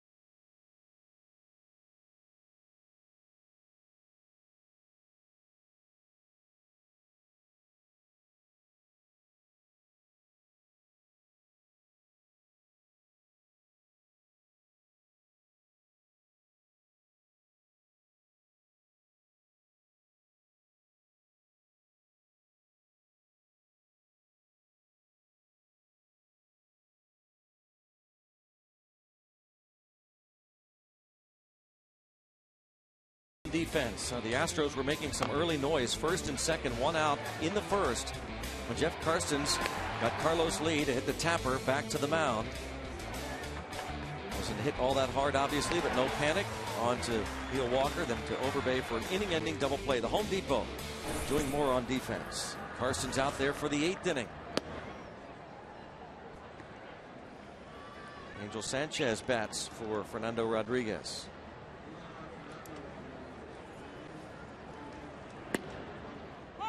"94 pitches thrown.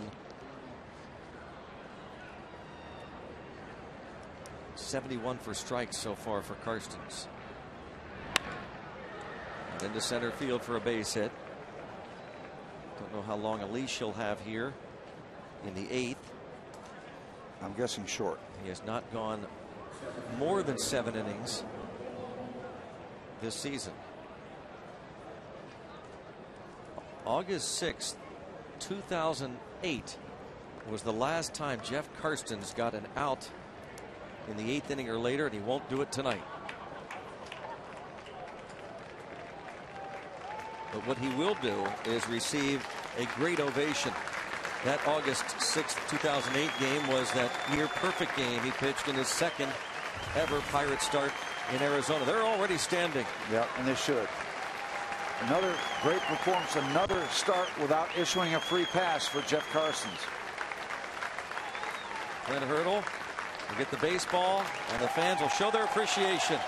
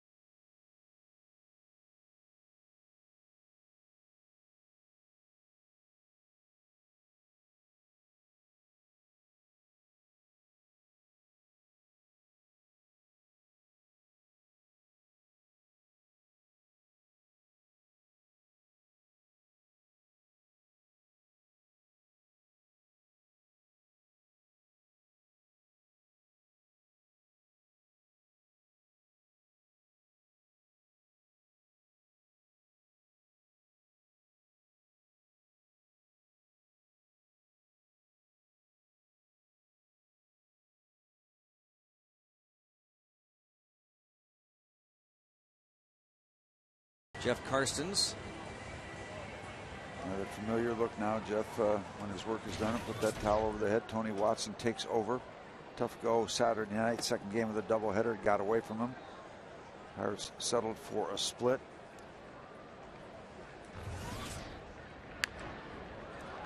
How about the Karstens control? 7+ innings, no walks, 3 strikeouts. Giving up a run. Another great start. Again, no walks. Yep. So that's 12 out of 15 starts where he's walked 1 or less. Climbing up the ladder. He was like 6th on the control charts coming into this game. He certainly hadn't hurt his position any. But he came in having walked 15 batters. Of course, that'll stay. 15 unintentionally. Yep. Won a start. In close to 100 innings now.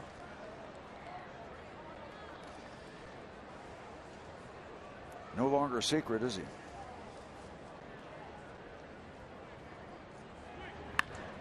Shot up the middle and a base hit. Puts runners at first and second on an 0-2 pitch to Michael Bourne.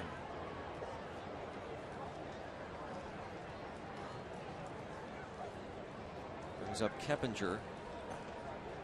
Clint Hurdle will certainly hold nothing back. You got a chance to control this ball game, so they'll stay busy in the bullpen, and he won't hold much back as you look on into the weekend toward the All-Star break. Everybody's available, I would guess, for every one of these games. Watson was there to face Bourne, hopefully get him out, didn't. So he will be lifted in favor of Jose Veras, who will face Jeff Keppinger when we come back.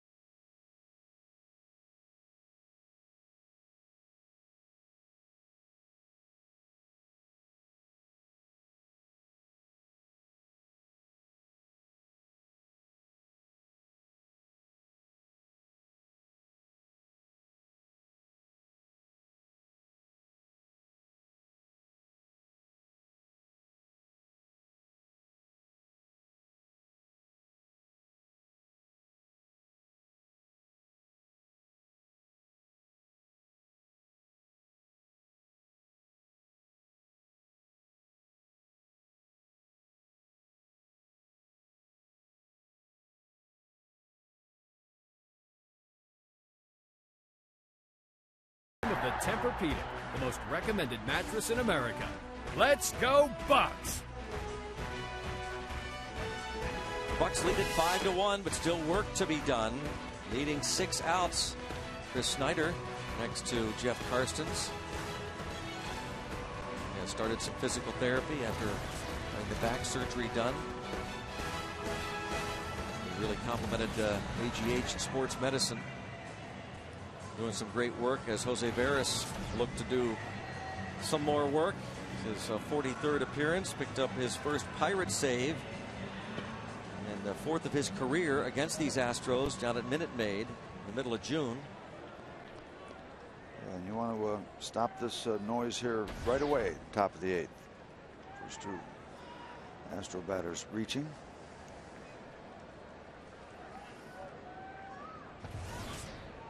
Keppinger 0 for 3, hit a ball to the warning track and left his last time up.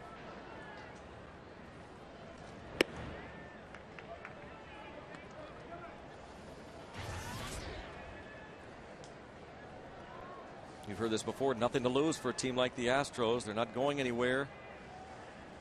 Looking try to find a way to get on a roll. They have been struggling. Bounce towards short and to second. The out there. d'Arnaud to Walker. 1 out. And that's fine. That just settles everything down. You can take it one step at a time, 1 out at a time. It's okay.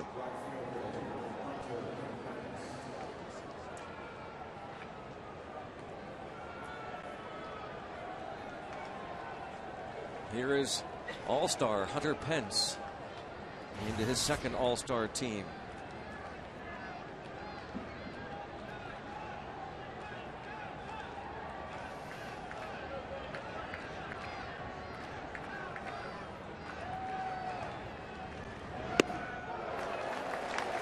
You know, Veras throws hard. Doesn't throw as hard as Joel Hanrahan, but there's a similarity there in that when he gets that big sidewinder curveball going, as Hanrahan does when he gets the slider going, it just makes him doubly effective.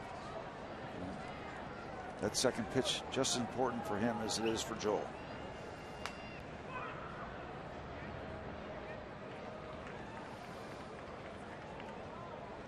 Someday we have to get some footage of Mike Fetters. with that move, that fake for a third, throw to The first. head fake. Yep, because he did it. He Jerked got a his couple head guys. fast, yep.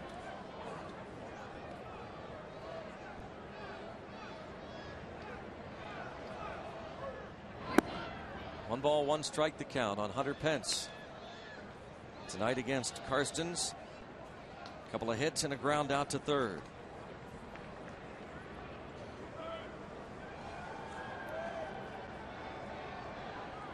Karstens looking for his 7th win.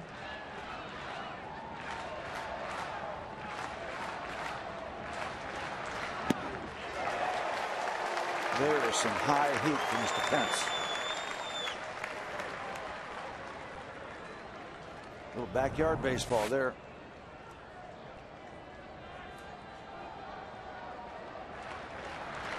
High octane. He has struck out 72 times to lead the Astros club.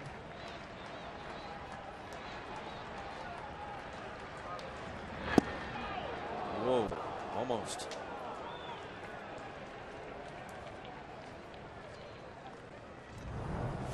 Tried the hook. Well, close. Could have gotten a call there.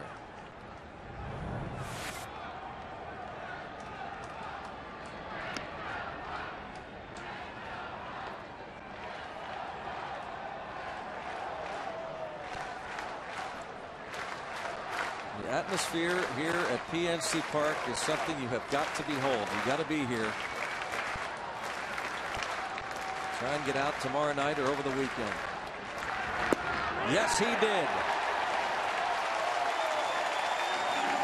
2 outs in the 8th. Take a look at the at-bat. Barris against Hunter Pence. Curveball out away. Another curveball. And that good fastball up and in. Just missing and then just committing a little too far. Hunter. You can see him wrap that curveball. And Hunter Pence cannot stop quick enough. Carlos Lee 1 for 3 tonight.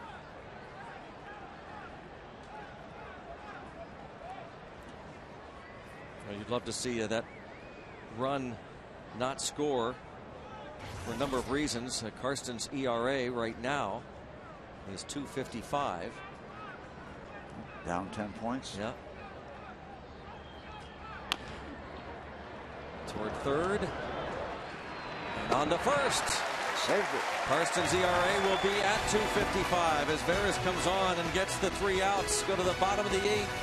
5-1 Buccos.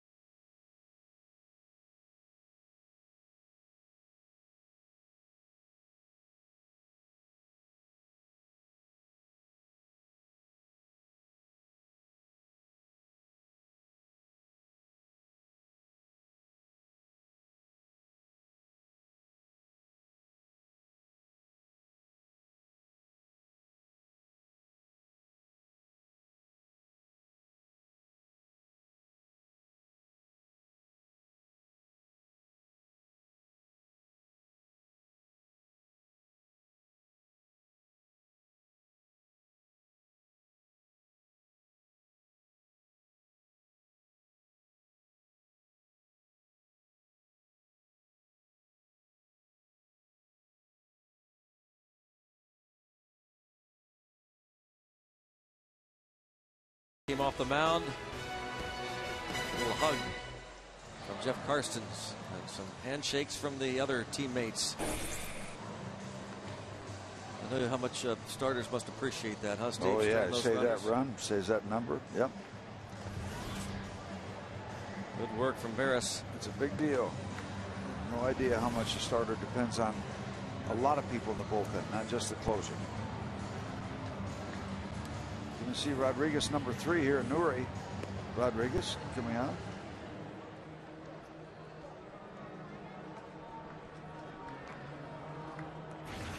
Third straight Rodriguez. Nuri. Yep. Fernando departs. Now, what does this mean, Steve? If one Rodriguez leaves, another comes on, and then another one leaves, was there ever one Rodriguez? No, there was just always one. Oh, I see. Just one. And they keep changing the number.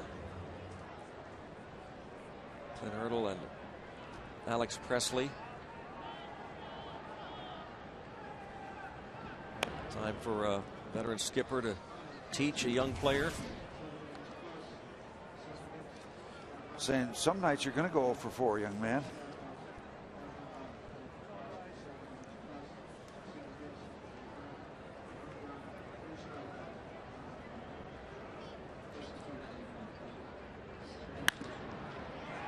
Overbay grounds to second. Overbay 2 for 4. One away in the bottom of the 8th. Alex Presley tonight 0 for 4. The Pirates with 9 hits. Brandon Wood has been a big offensive force tonight as he comes to the plate. The 2-run homer in the 2nd, RBI single in the 4th, walked in the 6th.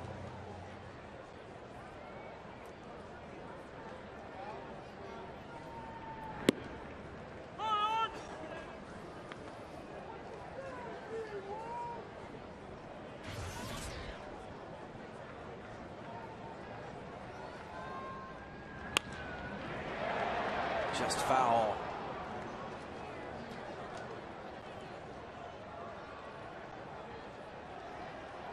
Looks like Clint Hurdle's intention is to have Chris Rhysop finish it off. Not a safe situation. Well, Brandon, have yourself a good night.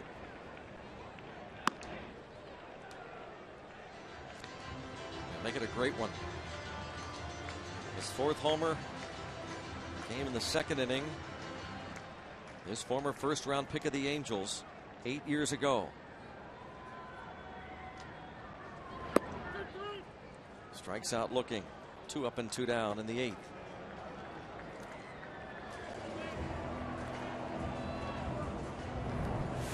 Did you like the call? No. No. He did.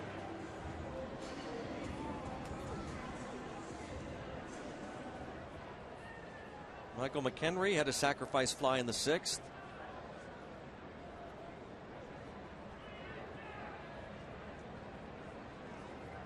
Got to get our stats people on this to tell us how many times 3 pitchers with the same last name appeared in the game.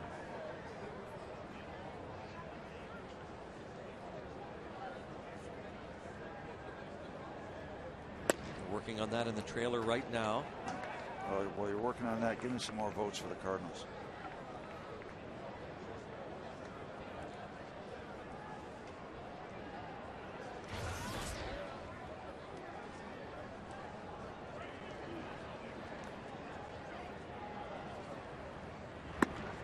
One ball, 2 strikes on the Pirates catcher. Michael McHenry has been a great addition. He has been fabulous defensively. Clint Hurdle has pointed out that has some work to do with the bat, but as Hurdle has said before, knowing what he did the Rockies organization, that he has some barrel, as Hurdle likes to say. Well, that number carries a lot of weight to it. 12 and 4 out of 16. You betcha. Shallow left. Lee is there. Bucks now 3 outs away from perhaps being in sole possession of second place in the National League Central.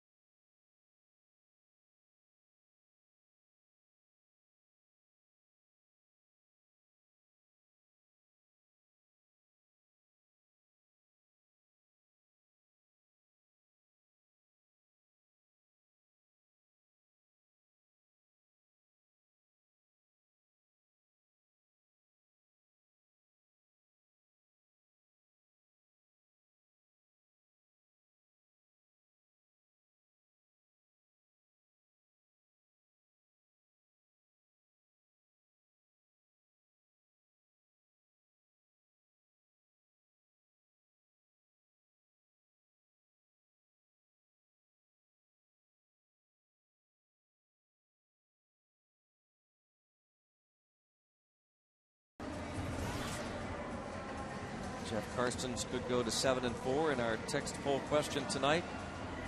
Steve, look at this. The move the Cardinals made on the Brewers here. It's a marathon. If you kept going all night with that vote, you'd see clearly the Cardinals will overtake the Brewers. Toughest competition for the Pirates was the question. St. Louis leading Cincinnati 8-1 after 7 innings. And meanwhile, the Milwaukee Brewers are trailing 7-1 in the 6th inning. The reason we should not have a recount or extend the voting. Anyway, Pirates need 3 outs to keep the ball rolling here. What a great way to start this short homestand. But boy, come on out. You got 4 more chances to see this ball club that everybody seems to like.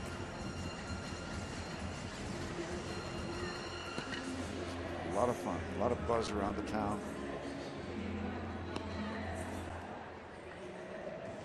And we'll repeat, Steve, they're beating pitchers. Again, Wandy Rodriguez, we wondered how they would perform against Wandy Rodriguez, who came in top 10 in terms of ERA.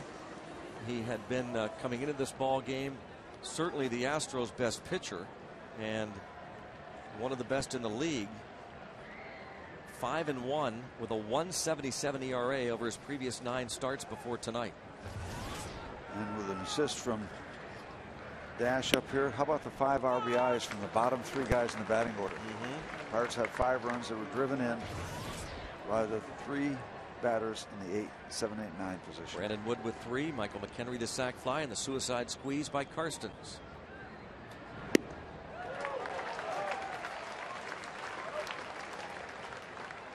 Neil Walker, Lyle Overbay, Brandon Wood combining for 6 of the 9 hits. A 3-hit night for Matt Diaz. Brandon Wood, 2-run homer in the 2nd. A run-scoring single in the 4th, and quickly 1 away. Mr. Risa presenting 94, 95 miles an hour. Thank you very much.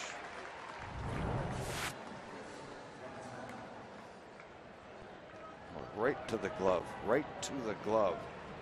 The glove, all it does is turn a little bit with the wrist. It never changes its position.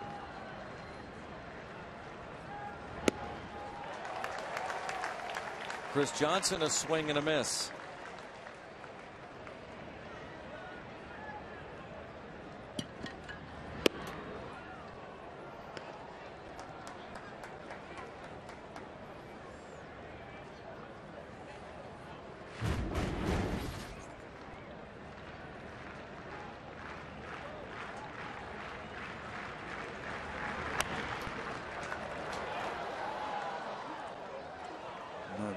Stan Savran and I, before the game, discussing what effect the bullpen being used a good bit would have later on in the season. Well, that's the way it is in baseball now. All the bullpens are used a lot. The Pirate pitchers are doing their part, their starters, of minimizing what they can of the bullpen work, but that's just a fact of life now.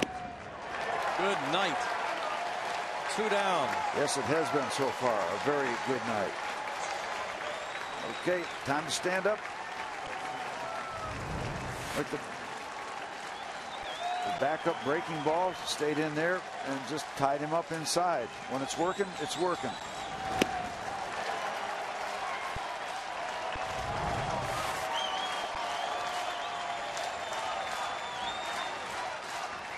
Don't forget, more baseball tomorrow night.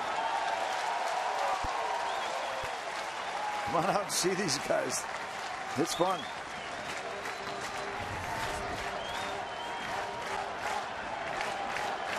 And trust me, they're loving having you here. Doesn't make you play any better, but they love having you here. Karstens maybe a pitch away from seeing his record go to 7-4, 0-2 the count.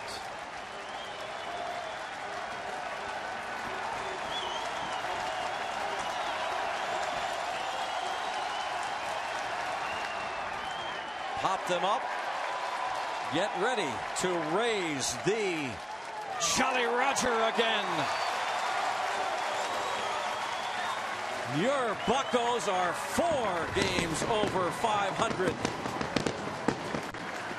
And where does it start? It starts with starting pitching. Jeff Karstens sets the tone. The Pirate offense gets it done. They score 5. It's enough. A W for the Bucks. Another W for the Bucks. Current standings pending the outcome of that Brewer